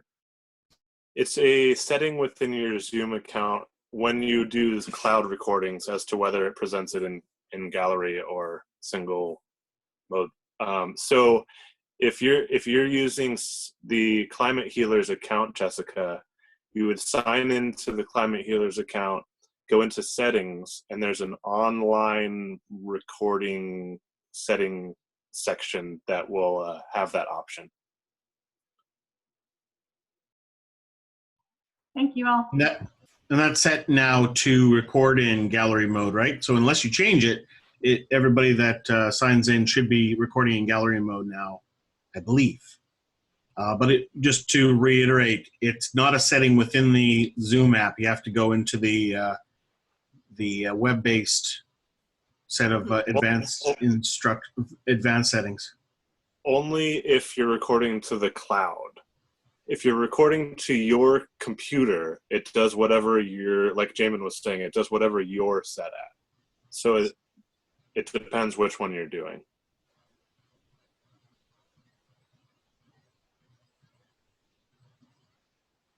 Well, what I'm set at, if I'm using the Basecamp's license of Zoom, is that does that mean it's using that setting? Or my setting in my app? It depends on whether you're recording to the cloud or not, is what I'm trying to say. So if you are recording to the cloud and you're logged into the Climate Healers account, you're good to go. That's going to be gallery view. If that's the setting, right? I haven't checked in the past couple of days. And then if you are on the Climate Healers account, but you're recording to your physical computer, I believe that you still have to switch it to gallery mode on your computer for it to show up as a gallery video. There's a setting somewhere within the Zoom app. No, on my computer. It's just the normal switching, like the button that's available to you right now. Okay. Okay.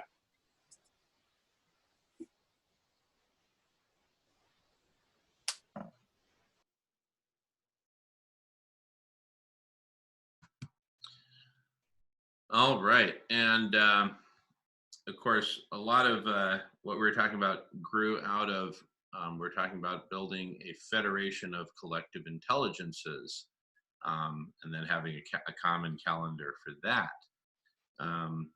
So anyway, super exciting, because I think that, there's potential for the Vegan World 2026 collective intelligence to start to have outreach with other collective intelligences.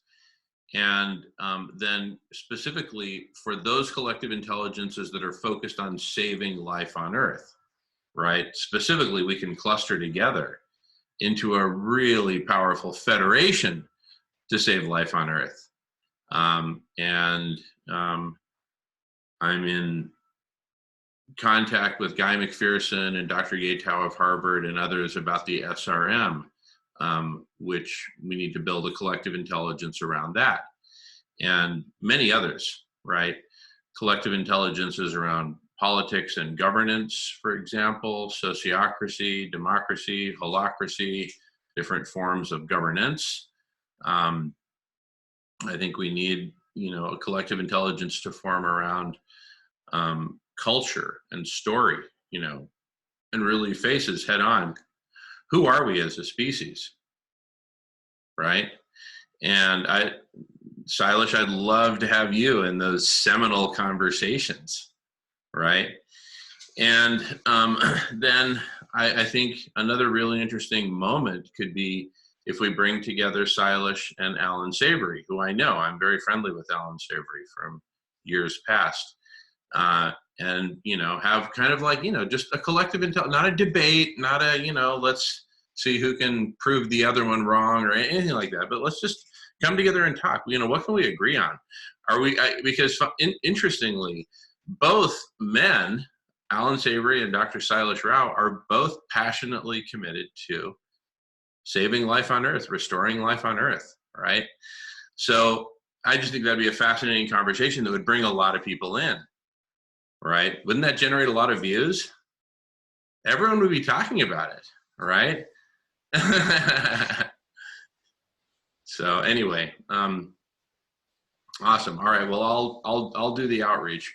I'll follow up with you offline about that, Silas, just so we can Perfect. Do that. frame it in the right way. Yeah. Okay. So I won't reach out to Alan yet. Anyway,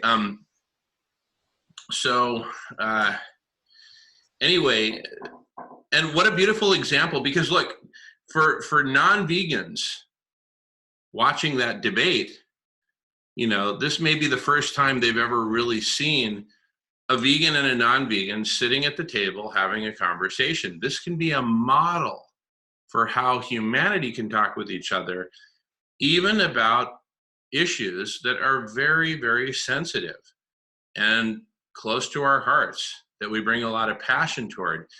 We, as this holistic life enhancing super intelligence, right? We can model a culture for the world of, you know, number one, tolerance of other people's views, and just, you know, open sharing and a common search for the truth about what do we need to do, right? In order to restore life on Earth. Anne brought up a really interesting sort of possible synthesis between the two worlds of Alan Savory and Vegan World 2026, which is fine, do all the holistic management that's better for ecosystems, but just don't kill the animals. So yes, Alan Savory, we're with you all the way up to the guillotine. But once you get to the guillotine, that's where we part company. So, hey, if you can just agree to stop killing these beautiful creatures, maybe we can work together. All right. I'd like to say something about that. Please. One thing that I agree with you is that these cows that are grazing free between trees, it sounds very beautiful. But I've been into places where there is no cattle in the Amazon, and it's great not to put any sunscreen on, any mosquito repellent.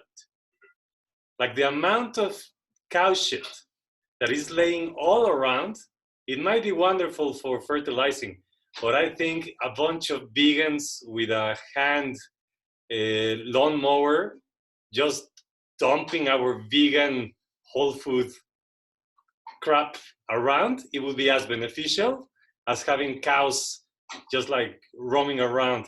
And the amount of mosquitoes that brings is unbearable in the Amazon. Just a personal experience.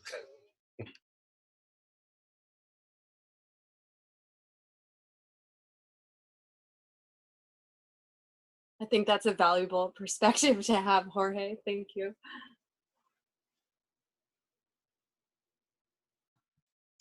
Anyway, so the Federation is one big topic that we've been working with lately. And one sort of, and we also, that got us thinking in terms of like standards and culture and policy for members of the Planetary Collective Intelligence Federation. One of those that we've been playing with is that each organization that's part of the Federation must commit to having at least some meetings every week that are open to the public, so that the public can come and talk with them, right? Publicly, right? And, you know, I see all these people who do cool videos on collective intelligence. I'm like, why can't I talk with them, right? We have a space here where we can all talk with each other once a week, and this is super valuable.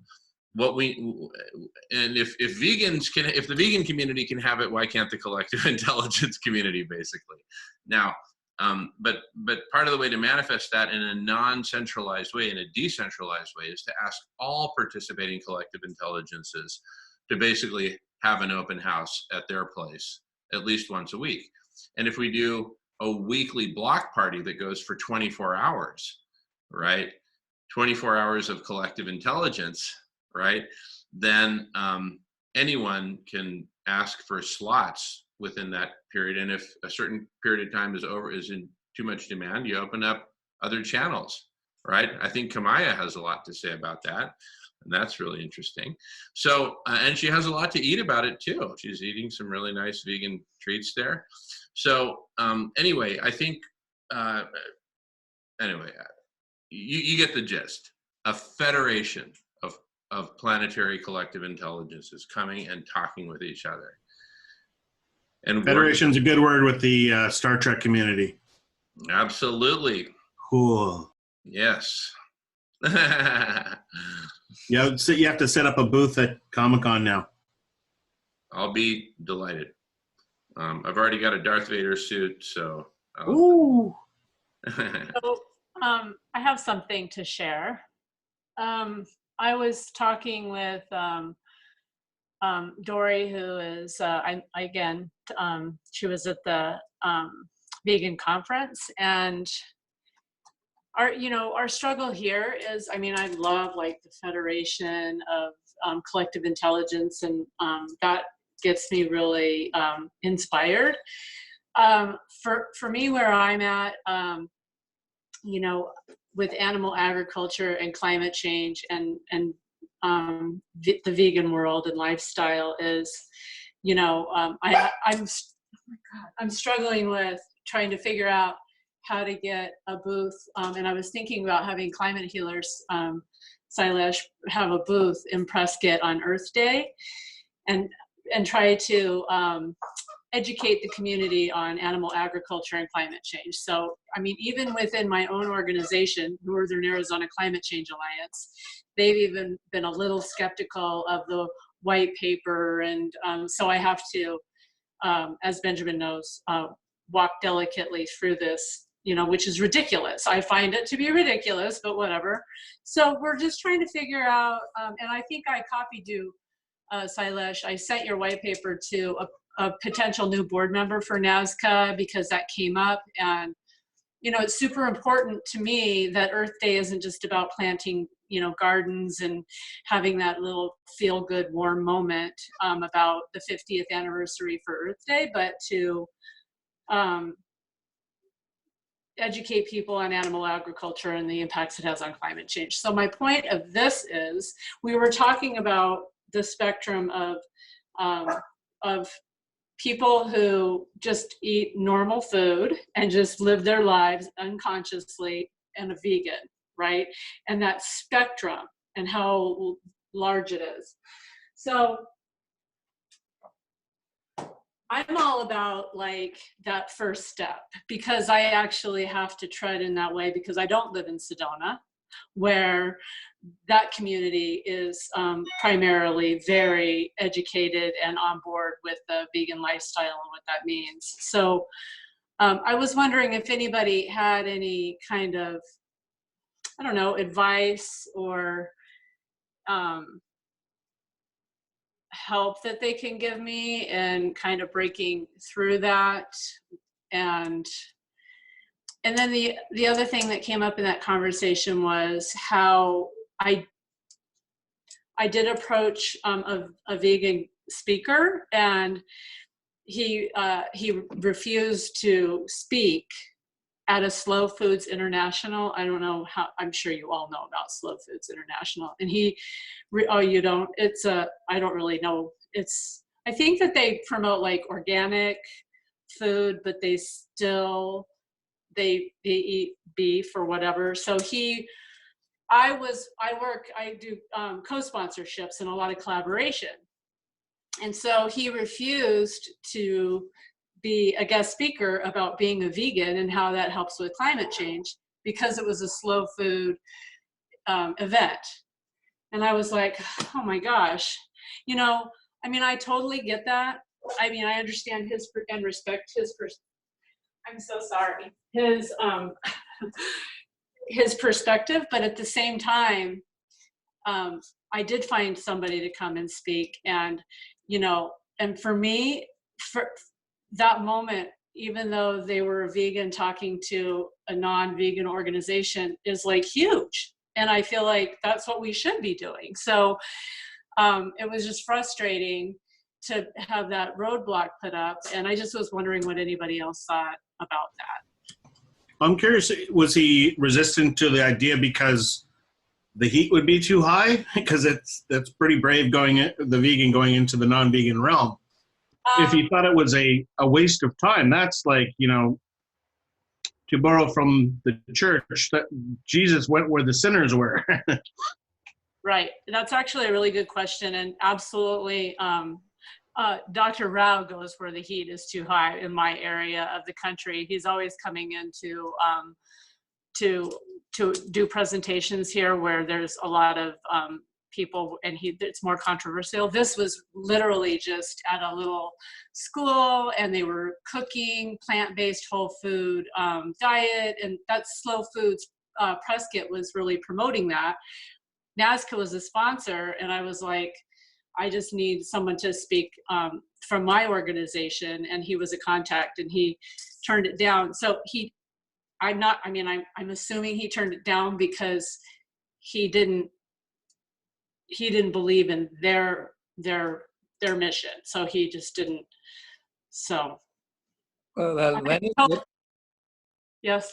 When is it, Kari? I mean, if it fits into my schedule, I'd be happy to come and talk. Oh no, this was something that happened. Of course, I know you would, for sure. This just happened in the past. I was just kind of sharing this with you as something that I hope that our collective intelligence in our group is open to, not just to, like, that didn't come out right. Now I hope that we're open to always take that first step and for organizations like that they support healthy food, and at the same time they still eat meat, and they welcome vegan speakers, but then we won't go there because, you know what I'm saying? Like, I feel like, I know that nobody here does that. I just, that was just kind of a hardship, and I'm trying to discourage that within the groups that I'm working with so that we can all stay open. And what's really interesting is recently we had a co-sponsored event with Dr. Greger, Michael Greger's How Not to Die. So we did their whole presentation, and then the woman who runs the Slow Food Prescott, everybody loved it. It's about 60 or 70 people there. And then she was kind of speaking from her own experiences. And then she's like, well, I still eat meat and da-da-da-da-da. So she had her little thing where she always does that. But later people came up to my table and they were like, why did she say that? Because it's her presentation, basically. And they said to me, why did she even say that? It completely is counterintuitive to what was just presented. And I just thought that was funny, but she's like a brilliant, smart person, but she still hasn't even made that final connection, but I'm not going to shame her over it. I'm still going to just be working and bringing in the vegans and, because I believe in the climate healers and vegan 2026. And I think that the best way to get there is to gradually inspire people toward that, and not, shame her for being 80% plant-based, and then she just can't quite close that 20% gap. I guess that's the rub. And I think that,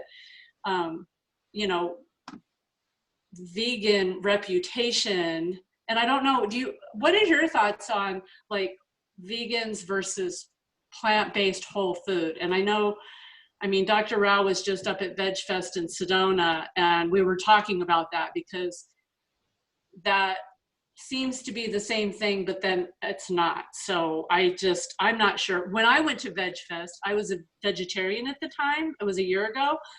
And I was like, Veg Fest, this is my place. So I went there and they were like, we're whole food, plant-based. And I was like, oh my gosh, that's a whole next level from where I was. Come a long way, but I'm still not whole food, plant-based. And it's super. And so there's yet another level. And I just think that, you guys can speak to that a little bit, these different degrees of not eating meat, and where do people fit in, and how can we motivate more people to have meatless Mondays or one meal a day. But at the same time, I feel like there's people that are like, oh, you have to go all in, you can't do that and make a difference. I don't know, that's just, yes, Jessica. Okay, well, I have several things. I'll turn over what I was going to say. First, for the people like this woman that you're talking about, if who's you said, I think the one you were just talking about is 80% there, but not all the way there. Would you be able to show a film there? Because the 2019 VOMAD survey of over 12,000 vegans around the world showed that the #1 answer for what made them first seriously consider veganism was watching a feature-length documentary. So maybe wherever this person is, if you might be able to show either What the Health or Cowspiracy or A Prayer for Compassion, that might help her get there. And then also I was wondering if you were in the Climate Healers groups, because on Basecamp, because what you were talking about wanting to do, like going and setting up a table, that's totally something that like we have talked about there, and we've had some of us one person there has already done that. And so anyway, I was wondering if you were in Climate Healers groups also. And then I was going to talk about the veganism versus whole food plant-based and all of that versus meatless Mondays and things, because that's like separate things. But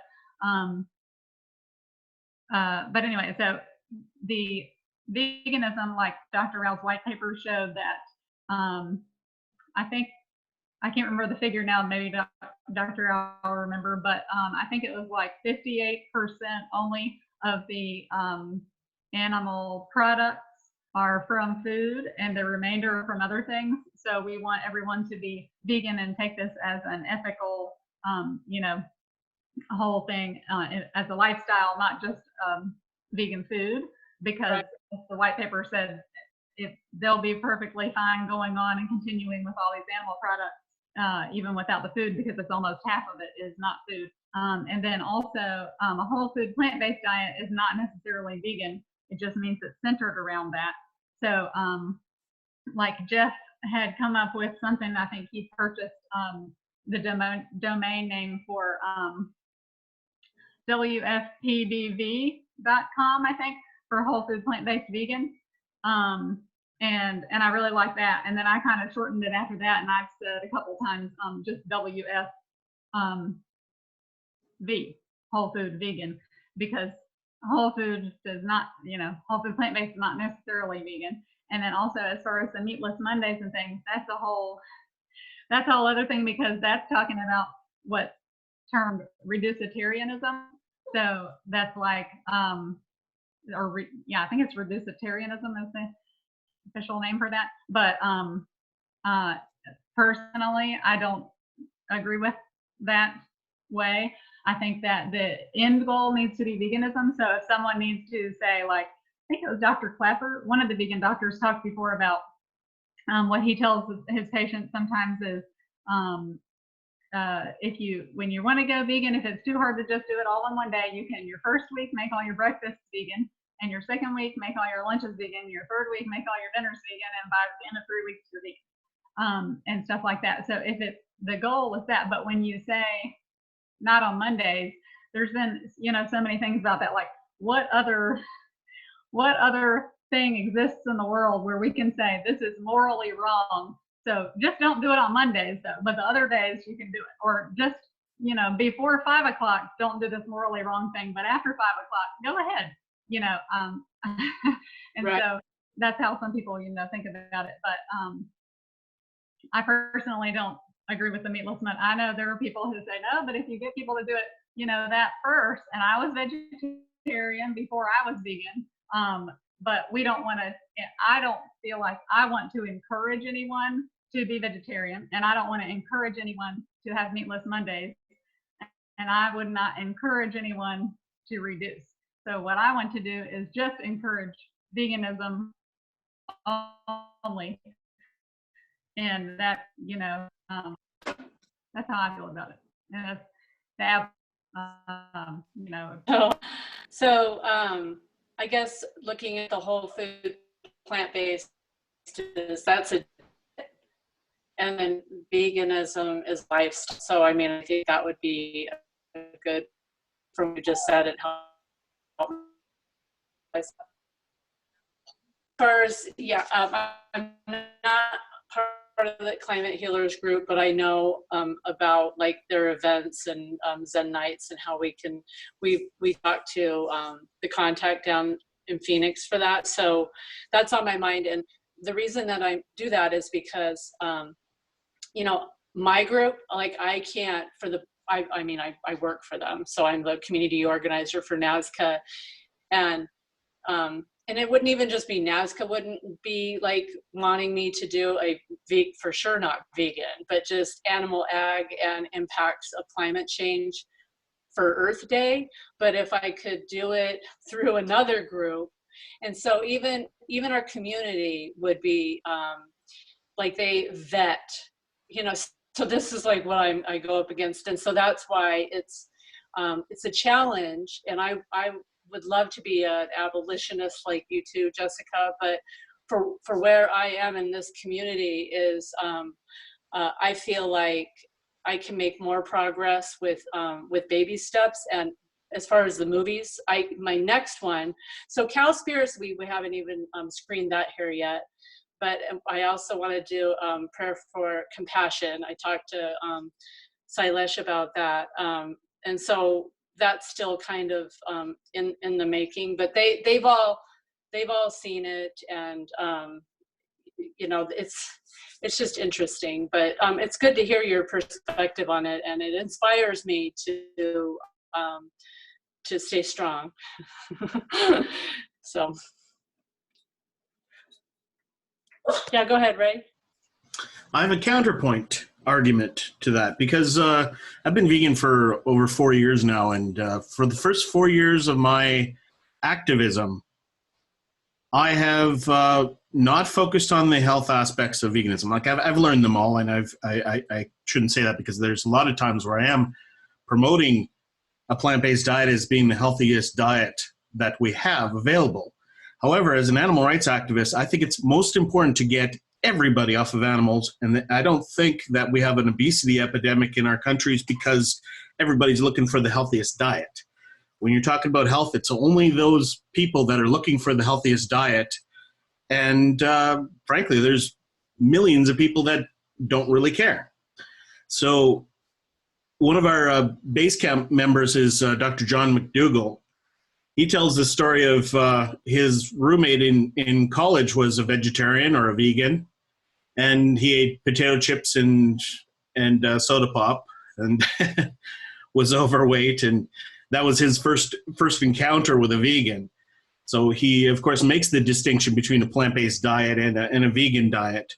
And I appreciate that analogy, because a vegan diet, by definition, the word should imply some sort of concern for the animals. If it's just a diet that's for your health, there's a lot of people that are, just do plant-based because they believe it's what's best for them. I appreciate that, I respect that, and agree with it, but I don't think that's vegan. Not until you have some sort of a recognition of how the world is a bit better. Your ethics are in a little bit more alignment, because you have chosen not to eat it. And a lot of people that do it for their own health, after a while go, wow, this is I feel a lot healthier. How do I feel about not eating animals? And having bypassed that whole challenge of how do you feel about animals, it's a lot easier on the other side when you already have, lived a plant-based lifestyle.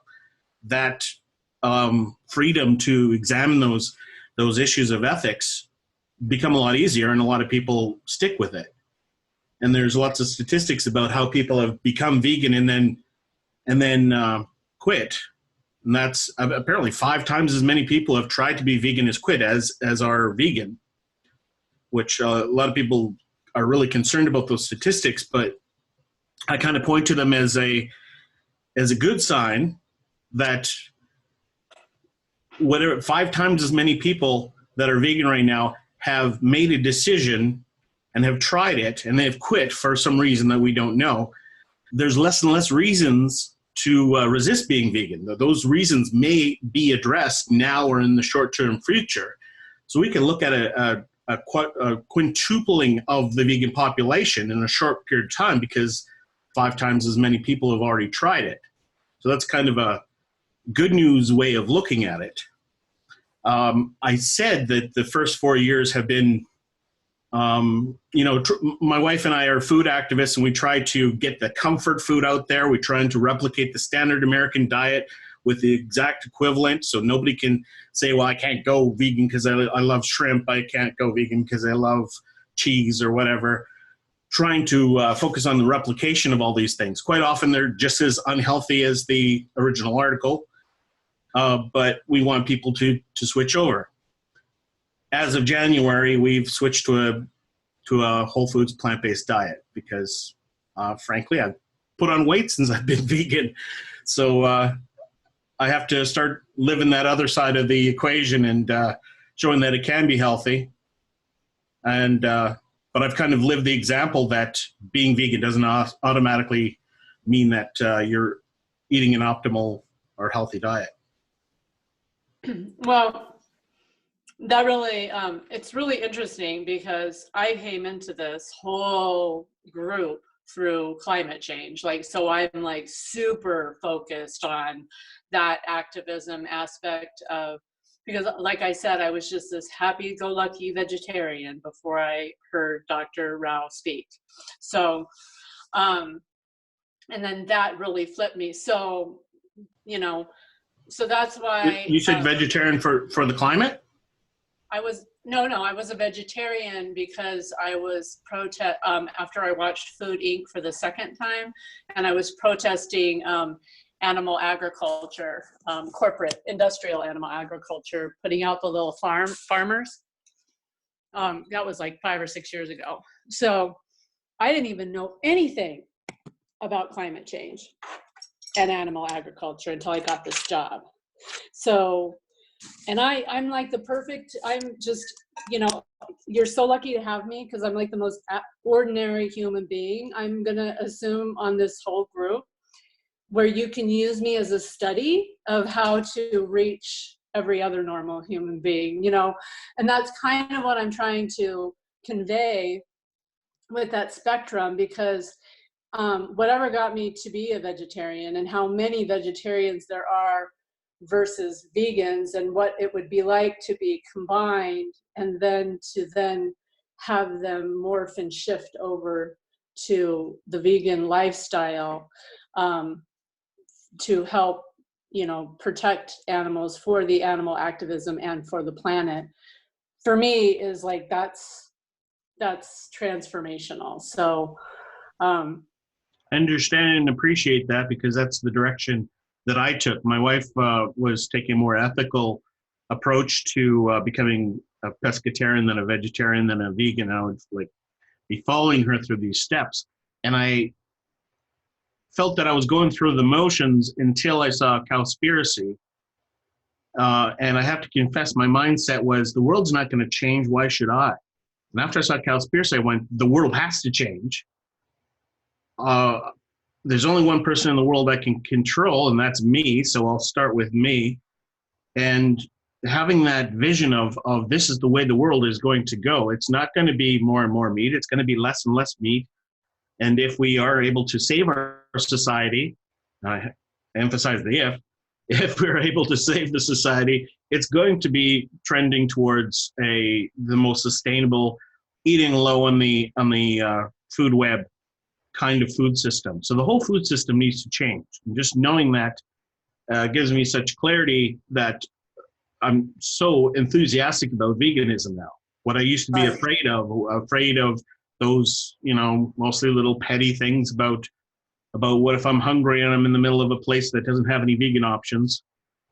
Eventually I go, well, what if I miss a meal, right? That's the worst that could happen in most situations. Right. But that's been me for 4 years, the vegan with an appetite. And I recognize that I need to lose weight, but to this point, I've been the people that look at me twice and go, that guy's a vegan? Well, obviously you can have an appetite and still be vegan. Yeah, that's a plus. So, I just wanted to note that Jorge has been wanting to comment for some time. Yes. Jorge, go ahead. Thank you, Jamin. If I had to label myself in a vegan subcategory, I would call myself Watsonian, whole food, plant-based vegan. And that takes me to Donald Watson. Like if there was a time in the world where being vegan was almost impossible, was during being bombarded by the German airplanes and burning down all your food and having to write to your government asking for supplies that comply to your lifestyle and beliefs. Right now, it's super easy to be vegan. Like, there's no other time in history, I guess, where it has been the easiest. But this is in a free market, free trade agreement, globalized world. So I would encourage the conversation to switch somehow to the 7 core shifts and think from that mindset of remembering all the points, and there would be no need to label ourselves as starch vegan or whole food plant-based vegan or Watsonian vegan or blah, blah, blah, blah, blah. Because I think that's one of the reasons we're divided. And we make it all about the food, almost. We keep saying that veganism is not about the food, and all we talk about mostly is like, what do we eat and who's the healthiest? By definition, the vegan diet, it is not addressing, or it's not known as the health diet. That's the whole food plant-based diet, right? Like, that's how I understand things. Mm-hmm. So we need to transcend the conversation to is the vegan lifestyle sustainable first? Like, where are we getting the plants we're eating? Do we know a lot or little about the plants?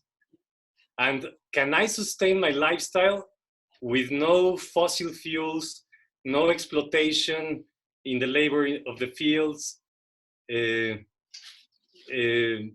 eating only local produce? Like, I think these are the questions that we are trying to address in the vegan permaculture study group. And somehow it would be more interesting to me to head into that conversation. This is important, this conversation, but I think we're not in the 7 core shift mindset yet. So what is the, why am I not knowing what is the 7 core? Did I miss something? I mean, trust me, it wouldn't be surprising if I did. Okay, it's fine. I think that this is going to be kind of the main focus of the VCI meeting next week. Because the 7 core shift will take us through the threshold. And these are addressed in many of Dr. Rao's webinars as where we are now and what is Vegan World 2026. Like, the shift of not only the way we eat, the way we relate to others, including non-human others, but also about economy, about our mindset from let's accumulate and feel secure about my copyright, my bank account, my property, my patent, my, to get this illusion of security and transcend into the commons, go towards the common good, that you can be well if the whole world is not well. Yeah, okay, I see them coming up in the chat box right now. It's a screenshot from How Not to Go Extinct webinar series part 2, the political one. That's a slide in a slideshow presentation. Does it exist somewhere on the internet? Is there a link where is that on one of our websites? Because I forget where else I might have seen it. It's on the front page of the website. Which website? The Climate Leaders homepage. Oh, okay.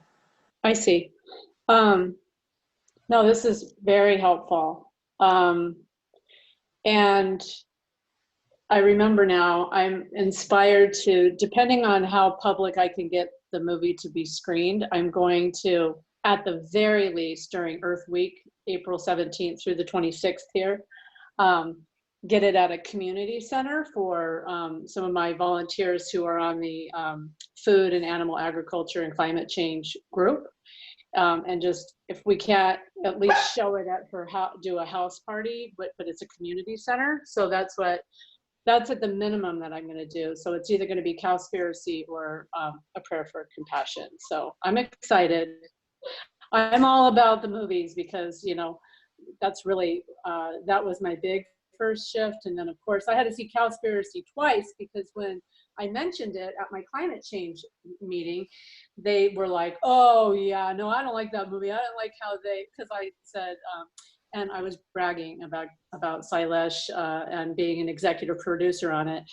And just by chance, Gary Beverly, who's with the Sierra Club, was like, oh, they weren't very fair about the Sierra Club. So then I was like, I don't even know what he's talking about. So I went back and watched it, and I'm like, yes, they were. So I'm like, I debunked that myself. So, so yeah. Well, that's the Sierra Club in the first scene, though. Remember the first scene where they catch Bruce, no, I forget his name.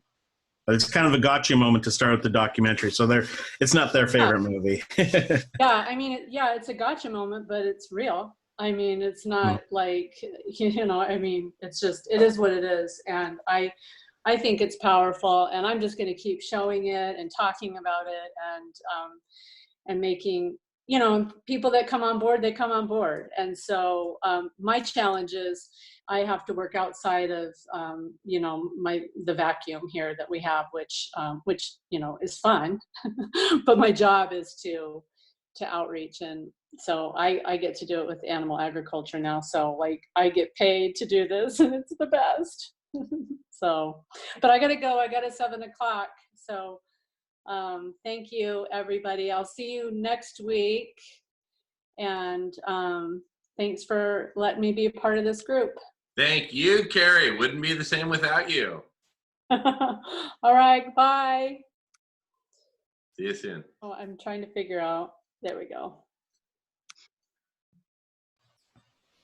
I just want to emphasize again that I was doing a bit of role playing with the whole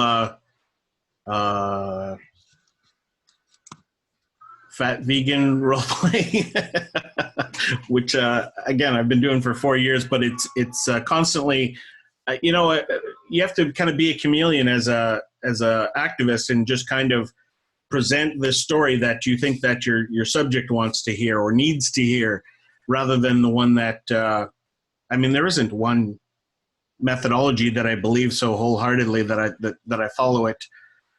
There's so many reasons to be vegan, and then there's so many talking points that it's natural to be fluid and talk about all the different things. It's very important to recognize that the optimal diet is there at your fingertips. Even if you make your first change over to being a vegan, going from a standard American diet to the standard American diet with vegan mayonnaise and vegan cheese and vegan, you know, burgers and so forth.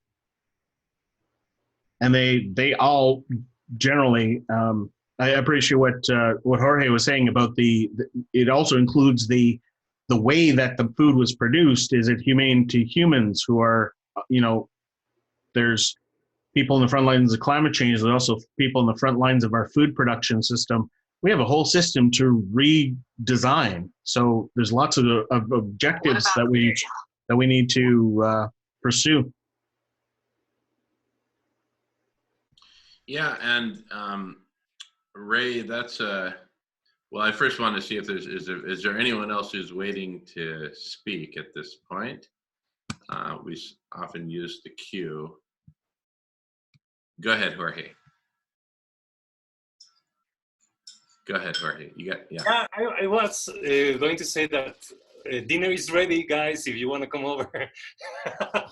But basically to thank you for this session, and we're gonna turn off the signal on this end.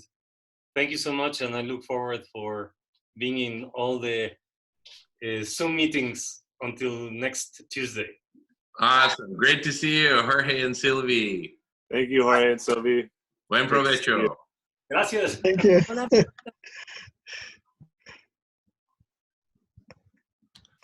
All right. Anyone else waiting to speak? Yes, go ahead, Shankar. Yeah, actually, there was one. It was a vegan meeting, I think, here in Greenbelt. So one person was talking, and she took the whole room, and she was talking almost for 10 minutes. Like, fish feels the pain. Do you know why people eat all this? And then I thought she's going to be really probably a long time vegan. Then I asked her, are you vegan? She said, no, I eat chicken. I got confused. Like, whom I'm talking to? Because she literally gave a lecture like you should not eat fish because they feel pain. And I was like, birds are different though. It's a different story. I don't know how can I explain, or I don't know how to even reel in the logic. I had my moment at the time.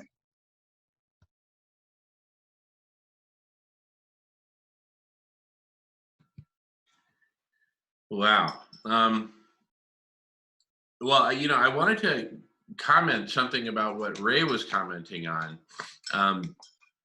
about all these different aspects and facets of veganism. So, for example, and what we're doing here, I'll just show a quick visual. In the land of radical collective intelligence, we're creating like this whole topic map.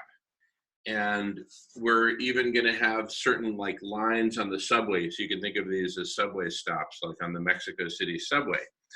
And it's really helping us because in a given narrative, we might mention 15 or 20 other topics, which we really need the audience to understand at least the basics of, right? Prior to really getting the whole of it. And so imagine, I just wrote down some, I'll let you take that, Nolan. Imagine that in, thanks, Nolan, that in vegan world, we had veganism and your health as one topic, veganism and animal rights as a separate topic, veganism and climate change as another topic, industrial agriculture, right, as another topic. Ray playing with his fingers and face, another topic, okay? Now, there's industrial plant agriculture, there's industrial animal agriculture. Neither is particularly good, right? So chunking all these out, and Ray getting a new monocle that's green, another topic. Chunking all these out into topics gives us this sort of organized space. And we're literally going to be creating a topic map, right? As not just one taxonomy, but a number of taxonomies. And so this is really helping us chunk out our fundamental, welcome Evan, fresh home from the country's oldest vegan pizzeria. Anyway, my point is we're really getting into this mapping out of topics and structuring it. And actually our vision is to have a whole sort of Wikipedia of such mappings and sections of maps. In fact, we call it an evolution from a taxonomy to a Wixonomy. Wiki meets taxonomy. Bzzz, Frankenstein is born. Oh, it's alive. Okay. We're creating a whole new thing here called a Wixonomy, a wiki taxonomy. So you can have different taxonomies. You can mash them up. You can take parts from one and plug them into another. It's sort of like a Legoland, but of topics and taxonomies of topics. And even whole narratives and stories, right? And so, what is the fastest narrative to get through to saving life on Earth? Well, it's a narrative that involves this and this and this, and we can mash those up and refine them and essentially have a GitHub not of software, but of taxonomies and stories and narratives, et cetera, et cetera, et cetera. Let's bring our different pieces together. Look at how powerful it was to start with Silas's narrative at the beginning of the vegan conference in October in Arizona. And when everyone started adding to it, boom, it just took off, right? Now, two things were key there. Silas had to take the leadership, and he had to put in the blood, sweat, and tears and burn the midnight oil to get version 1 done, and I don't think that was necessarily easy. That created a platform from which, boom, to go from there, leveraging collective intelligence. So,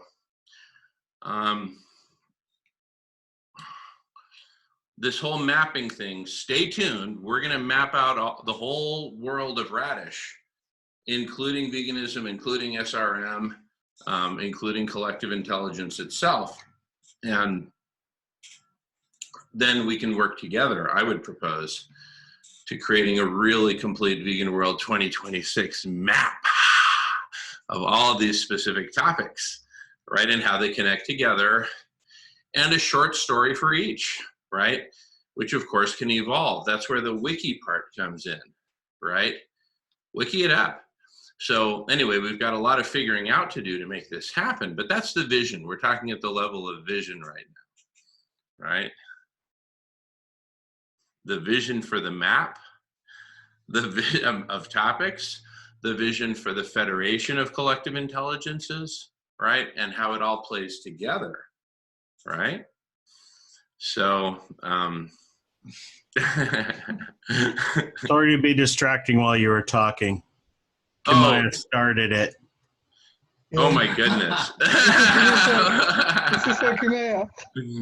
Oh my goodness, Shankar. What do you got there, Shankar? You want to introduce our newest members, I should say?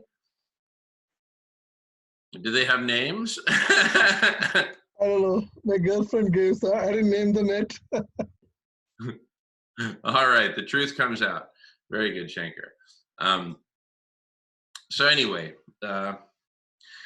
tremendous potential here in finally getting to this platform, culture, and community of collective intelligence so that we can co-create all the solutions that we need, including how to coexist with and work with and communicate with the non-vegan community, right? That's where the map will really help. And also some well-defined subway lines that take you on a brief tour through a number of key topics, boom, boom, boom, boom, boom, debunk the myths, debunk the myths, debunk the myths, bam, right through the goal, that sort of thing, right? Anyway, this will create a platform for all this to happen, because we need to create, I think we ultimately need to come to one story and one vision of how we're going to get through this. And all of humanity is going to have to pull in the same direction, right? To make good on the pinky swear, right? That's the key. And thank you, Kamaya, for that. This gift that you've given to history, right? And I mean, there's whole tours named after the pinky swear. So anyway, just putting that out there. And I want to invite and encourage all of us, regardless of what working group, study group you're on right now, or what you aspire to be a part of, please consider being part of the collective intelligence generally, right? Which seeks to bring together all different peoples and actually start with a different kind of pinky swear, which is a pinky swear to just come together and talk and not try to convince or coerce or shame or judge or but a pinky swear promise to come together and share and just meet each other halfway, meet around the campfire, right? Like Silas, I applaud your willingness to meet with Alan Savory. And, you know, I'd love to be there because I know both of you well enough and we can just kind of just have a talk, right? So anyway, I think we can really set some examples as to how to do that, right? And Silas, you just embody it. Nobody needs to teach you anything. You're just it, right? So, you know, I'm kind of like Kamaya here. I'm just like, wow, check out Silas.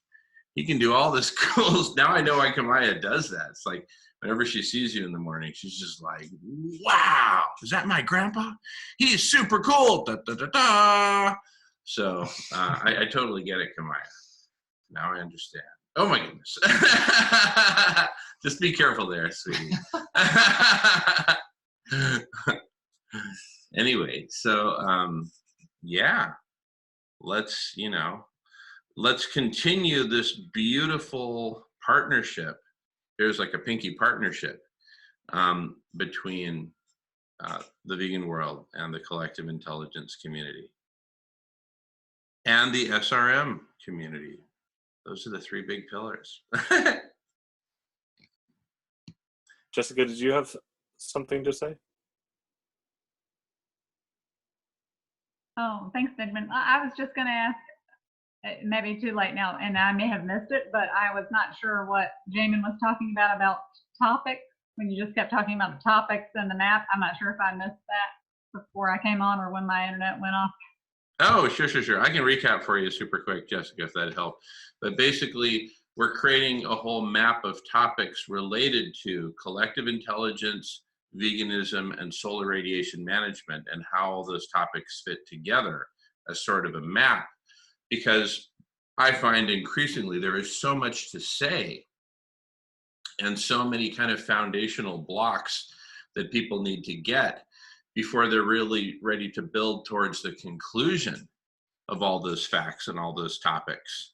So we're finding it very, very helpful to break everything out into a map, a very dynamic map that people can edit and add to. And in a way, it's like a fractal. As you drill down into a topic, you can go deeper into subtopics and subtopics. So anyway, we're having great success with that in the realm of collective intelligence, and I would love to, be a part of such mapping for the vegan world as well. So just kind of putting that out there. Thanks, Jackie. And we could just do it as a collaborative process. We could just get together some Saturday and just whiteboard it out, all right, and map it out. What are the key topics? Anyway, we'll come to the table with a starter kind of vegan world taxonomy, but also connected to this broader taxonomy that we're building for collective intelligence generally across myriad different topic domains. So anyway, stay tuned on that. In the meantime, if anyone wants to talk about it or peer boldly into the future, as Kamaya and Nolan and Jamin are doing right now, then feel free. Right. Suzanne and I have to get to dinner making. Thank you so much, everybody. Yeah. All right. Great to see you guys. Yeah. Thank you, Benjamin and Suzanne. See ya. Good night. You guys, yeah. We have a saying in Mexico. El que mucho se despide, pocas ganas tiene de irse. Which means she who takes a long time saying goodbye means that she doesn't really want to go, right? So that's us over 3 hours into this meeting. 3 hours plus the ones in the afternoon. That's right. The meeting in the afternoon went for 3 hours and 15 minutes, and then we finally took a break.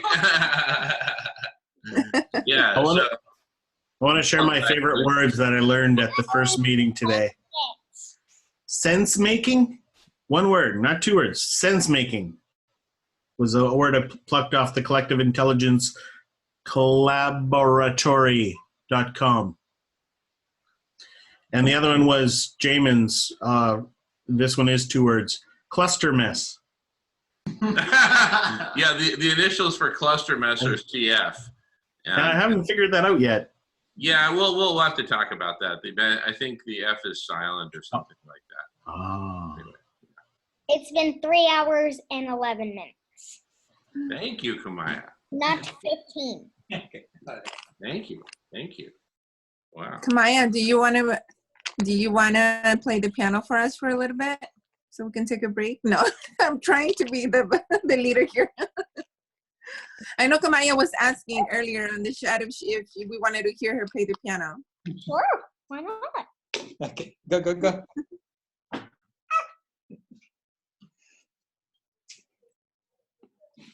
Is that her only instrument? I thought I heard another instrument before. Like a ukulele? Ukulele, yes. Aha. So she was asked to practice, and so she's saying, "No, I don't want to practice. I can play it for them if they want." Tell her when she comes to visit Toronto, I'll let her use a bass ukulele. Bass ukulele, big fat strings. It's pretty cool. Go for it.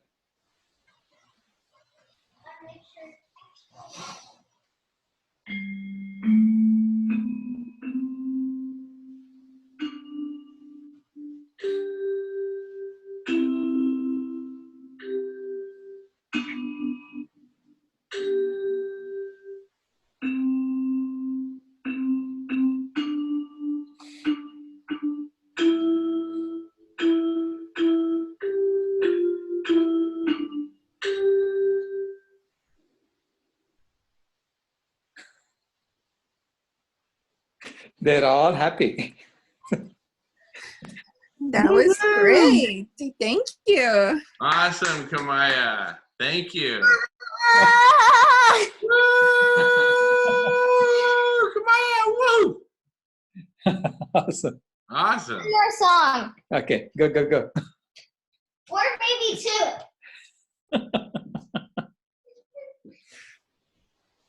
Do we know what the first one was called? Is that a song from lessons? Is she reading sheet music? Yeah, she's doing sheet music. All right. What was the song? I'm a little teapot. I'm a little teapot. That was Oh, that one. Hold on, I find.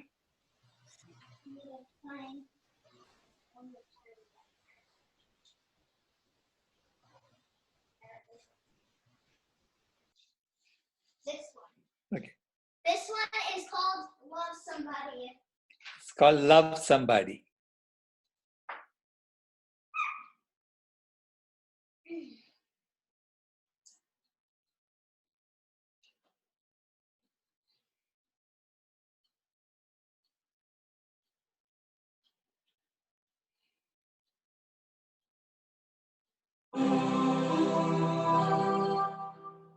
Sorry, I messed up.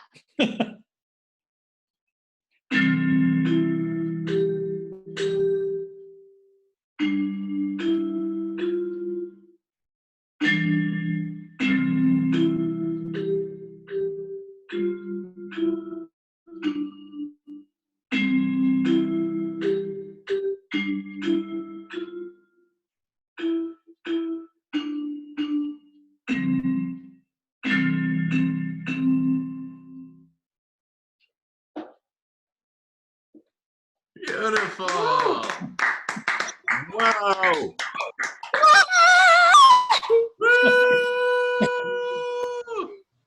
One more song. Okay. Right. Good. If we can get her to practice by doing this, I'm all for it. Awesome. Oh, when she's supposed to be practicing, we'll have to schedule a meeting for then.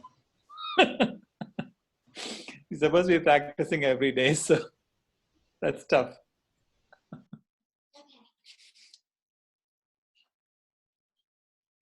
Playing C chords. Okay.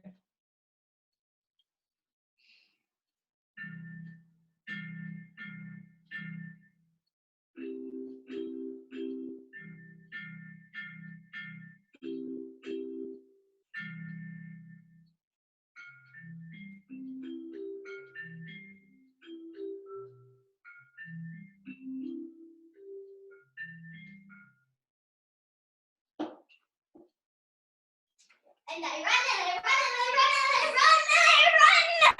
Get out! Woo! Beautiful, Kamaya. You're playing with two hands, right? You're playing with two hands. I was probably a teenager before I played with two hands on the piano. It's one hand. One hand? She's doing one hand, she says. Right. Wow. Oh, really? I heard more than one note. Yeah. More than one finger, though. More than one finger? Yes. Yes, more than one finger. Okay. Maybe just like 3 fingers. Wow. Really good, Kamaya. Thank you. Like claws. Okay. Like 3 claws. Kimaya, how's it going these days with Animal Hero Kids? It's going good. Yeah, she did a recording for Shelly. And so Shelly and Jan are going to do a series of recordings with all the Animal Hero Kids. Maybe just one more song? For Codes for a Healthy Earth. Yeah, sure, go for it. 5 more songs. No, just one more song. 5 more songs. Okay. Just gotta find one good.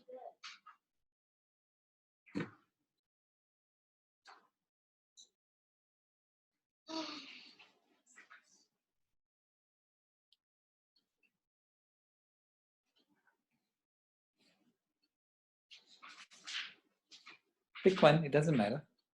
Hold on.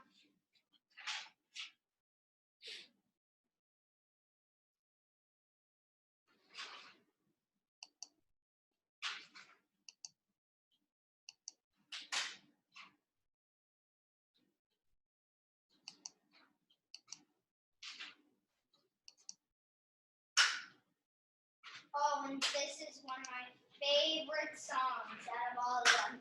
Okay. There are 3 of them. This first one is called Boogie Beat. Mm-hmm.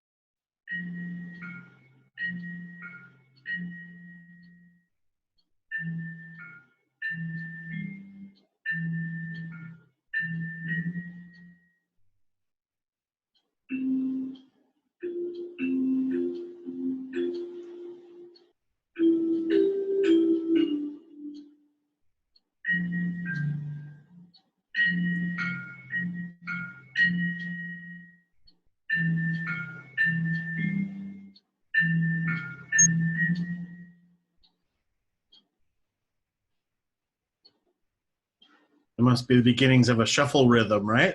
Yeah. What is that called?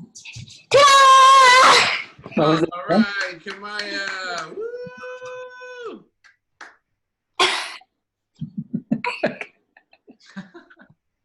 2 more songs left. Okay. No, they have to go. Just 2. Boogie Beat.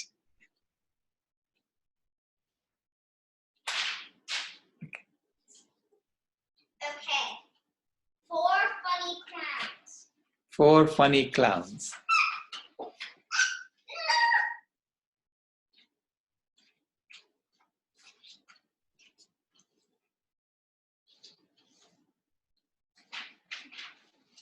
Hold on. I'm having a disability. There we go. Oh. Okay.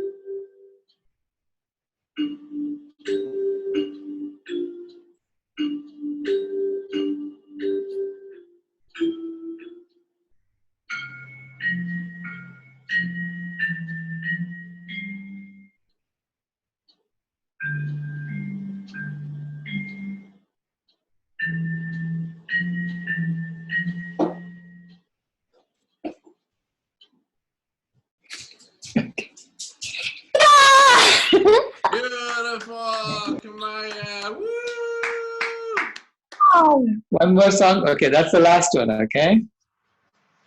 That's good.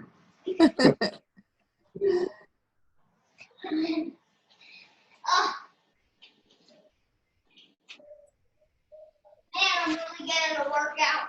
Yeah, we have to get to bed too.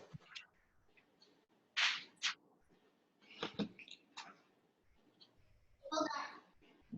Need to pick out the last song, which will be this one.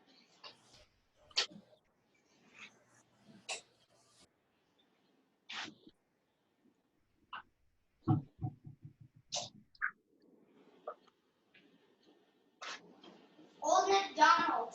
But don't tell them. Okay.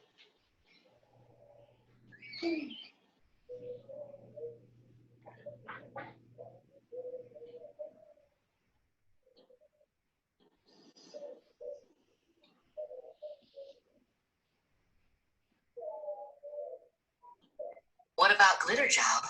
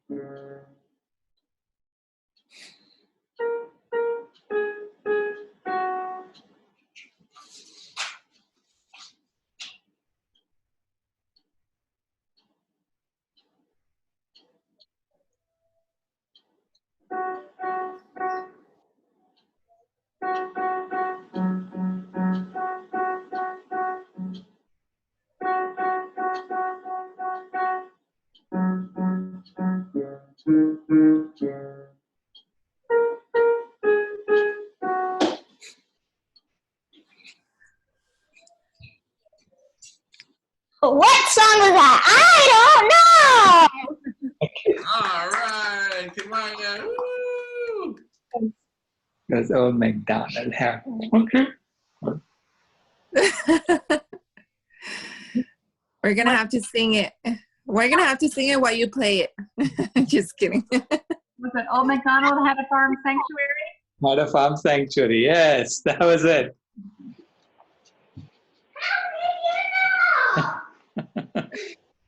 Okay, this last one, the grandpa don't tell.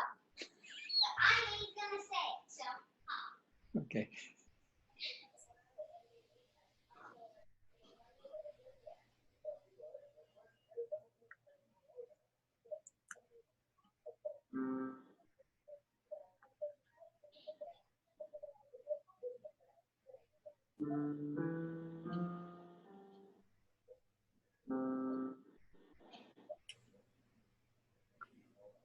One second. My brain is going cuckoo.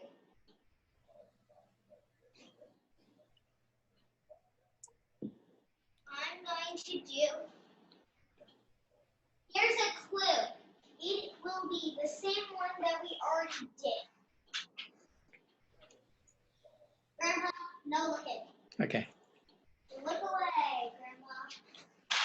Look away. You know what? I think I got this one down, so you don't have to look. Evan's gonna play too.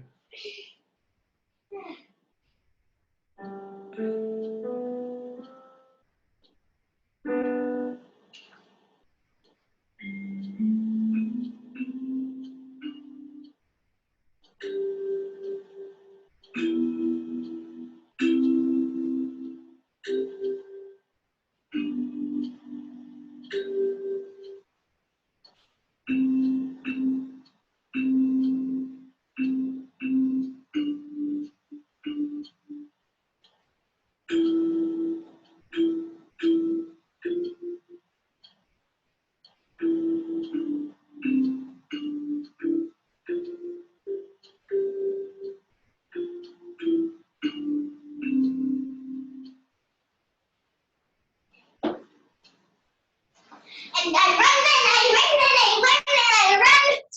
What one. All right. Woo! Kabaya!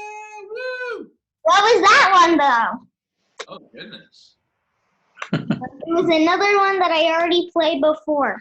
Was it Funny Clowns? Boogie Yeah. Beats? Ode to Joy. Yeah. We didn't play that one. What to You join? know that one? Yeah. What was it?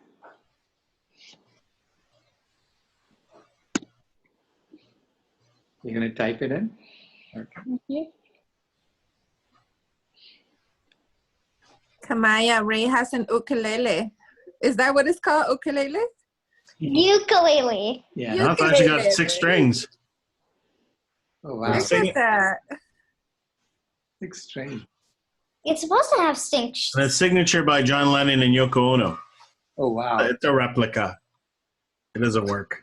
Now I'm gonna play the ukulele. You don't have to wait for that if you want. We have a concert here.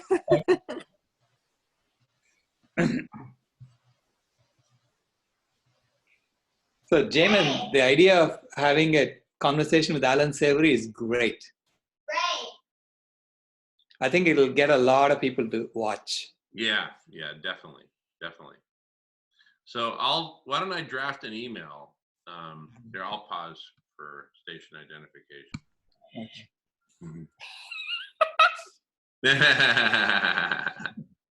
Okay.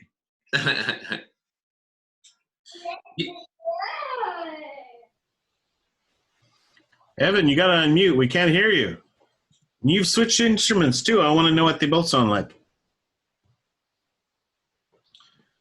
These aren't my instruments, but this is like a tin can sort of banjo.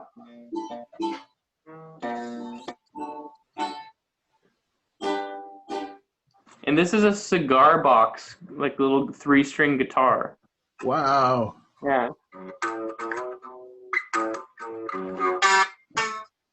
Yeah, it's a little rough.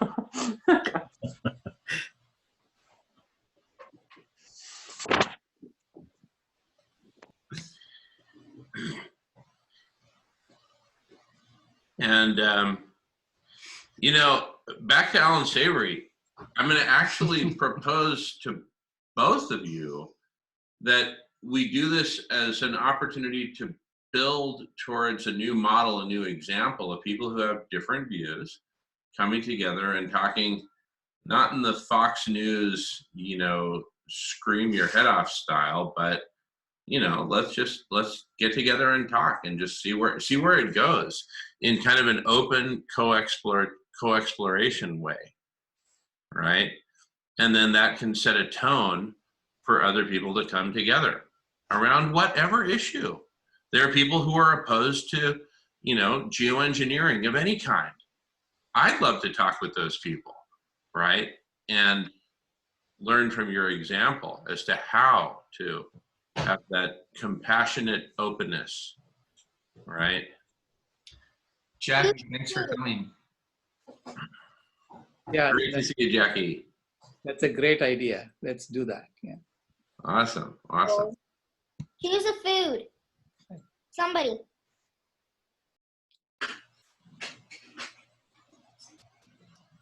They're all leaving. If somebody. Orange. Okay, orange it is. Yes. See you. I'll catch up next week.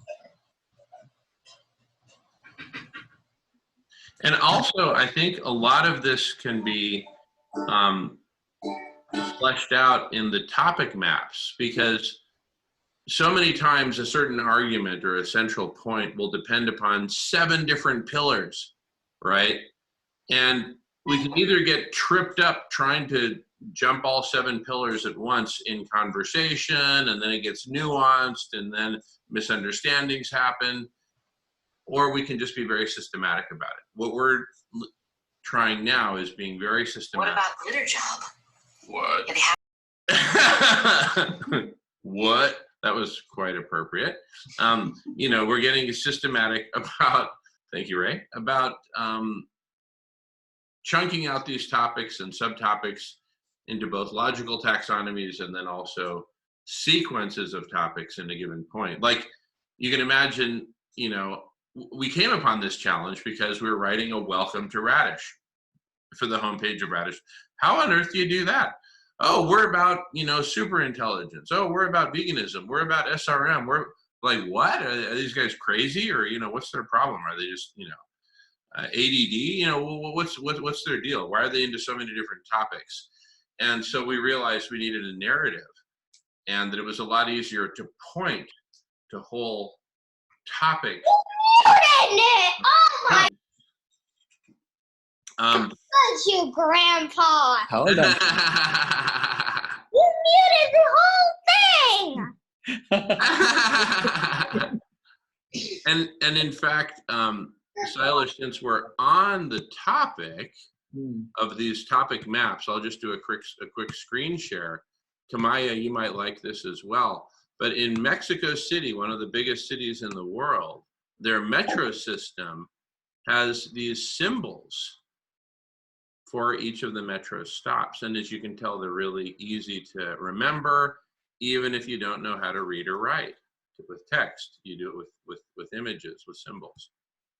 Here are some other examples from different metro lines. There might be like, well, here we go to the Wikipedia page and it looks like, anyway, around 10 or so, or 10 or 12 lines. And so you can imagine all these topics being laid out and certain lines getting you from A to B, getting you from the, you know, free market, you know, perspective to the vegan perspective, or getting from the no geoengineering perspective to the SRM perspective, or whatever. And having this systematic map. Well, like if you don't see this, it's because you didn't start over here and get boom, boom, boom, boom, boom, all these topics covered. Obviously, if you don't have the basics, you're not going to get the advanced stuff. To say we need a vegan world by 2026 is actually a pretty advanced statement. So what are all the topics one needs to have gone through in order to get there? And so we're actually on a quest to create not just each topic that's relevant, but an icon for each topic, right?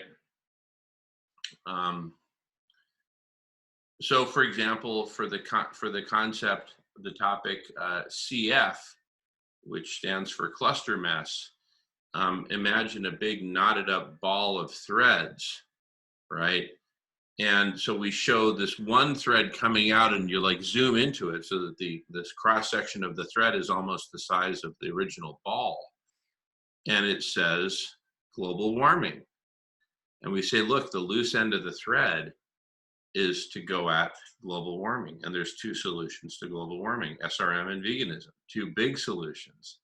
So it's a way to kind of focus people's attention, and originally from the cluster mess down to one topic, and then see where that takes you.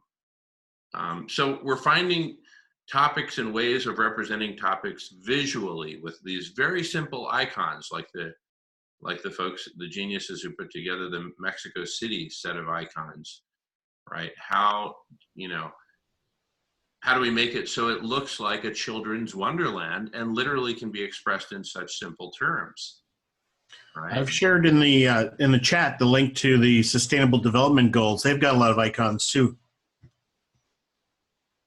Oh, I appreciate that, Ray. That is super cool. Let me check that out. Find out what that is all about. Oh, look at that. Nice. Wow. Here, let me just do a quick screen share, because that's often, unless you'd rather do that. Ray, let me share. Here we go. Yeah. Zoom in. Oh, yeah. Let's zoom in a slice or two. One. Oh, I got to click on the actual thing. There we go. Okay. No, this is really good. Really good. So, but the Mexico City ones are even, you know, simpler, right? Let's see, I think I've got these over here, right? And so there's something just so boiled down about the Mexico City examples, right? I mean, like, look at that ship on the third row down. It just, and the one on the top second is an observatory. Another is the cricket. Anyway, it's so friendly. These others here are, I'd say they're pretty clear, but a bit more sophisticated, perhaps. A bit more detailed. Anyway, I'm just saying there's a whole art to this, because if we can show a map that brings together, and I don't want to be presumptuous about others' beliefs, but my belief anyway, that the three big pillars are veganism, solar radiation management, and collective intelligence. And if we can show a map where you have those three topic groupings, but where they connect, where they interface, right? In marketing, law number 1 of the 22 immutable laws of marketing, it's better to be first than it is to be better. So if we show the first complete map that people can join and participate in, and we can participate in editing. In fact, we can do the editing of the map as a Zoom video conference where we screen share it and do the edits right there. So it's like democratic map building, right? Totally separate from any monetary systems. And yeah, I think if we get the leaders from these three communities, or volunteers, I should better say, from these three communities to come together, we can co-create an amazing map and an amazing holistic narrative that says, look, we've been, here we are, this diverse group that has come from these three different directions, and we're coming together to put together a complete holistic mapping of topics that brings us together. And so whatever point any one of us wants to make, figure out the pieces of the very specific subway path that will hit upon those topics en route to your conclusion, right? And then you just fill in the blanks with a minimal of text. And that way, as we apply basically wiki technology to this, as well as other technologies, GitHub, for example, we can get to a place where we have really highly evolved elements, facts, topics, right? Where all the proof is there, links to all the evidence is there, links to the best syntheses and summaries are there. Then those refined elements, like if this were the world of mathematics, these would be theorems, right? Axioms and theorems that you just build on top of. We need these facts and topic, metro stations, right? Each with its icon and title, but a really well-defined, highly evolved thing. And then we can build off this body of facts. This is where we separate facts from fake news, basically. And so anything can be vetted. As this thing gets more and more refined, we're able to vet claims, challenges, whatever. Boom, run it through the ringer. And then clustering around each of these topics, facts as topics, right? The contributions of animal agriculture to climate change, for example. Once that's boiled down to a set of facts, and it's really well synthesized, et cetera, we can then build off that. We can build policy off that. We can build public opinion off that. We can build PR campaigns, right? Because we'll now be operating off a common body of facts, right? And then, there's still individual choice and judgment calls to be made. So given all these facts, do you still want to cling to your beliefs of the free market system and Republican, capitalist, patriarchal America? Or do you want to try on this other perspective that says we need to save life on Earth, and if that means we need to make some changes to our diet, well, Smokey, we got to make some changes to our diet, right? So it'll finally confront them with, what's more important to you, life on Earth or, some 200-year-old patriarchal Republican values, right? Tell us, right? They could put that meat industry on the free market system. Pull all the subsidies and let it compete. No, Free market?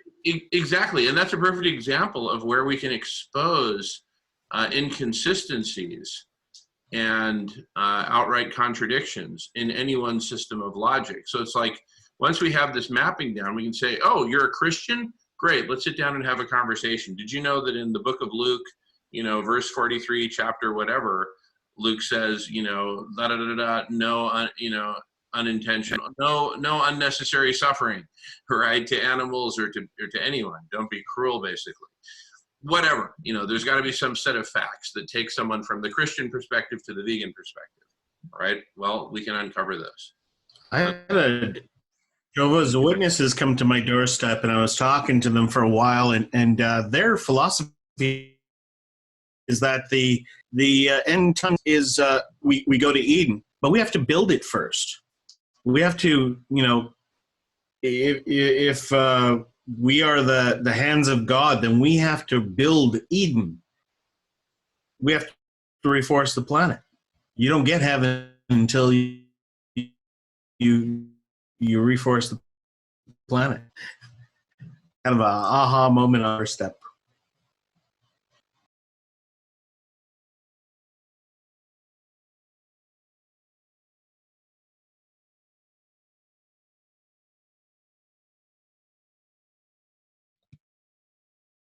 Yeah, so I mean, this is simply all these sort of conversations are possible. I'm seeing my internet's a little unstable now, so let me see if I can do something about that. But anyway,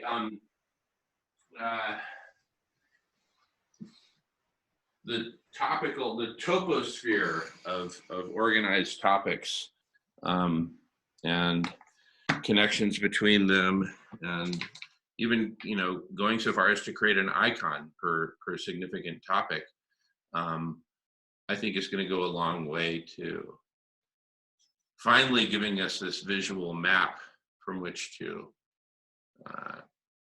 construct plans. Am I totally just like disconnected at this point?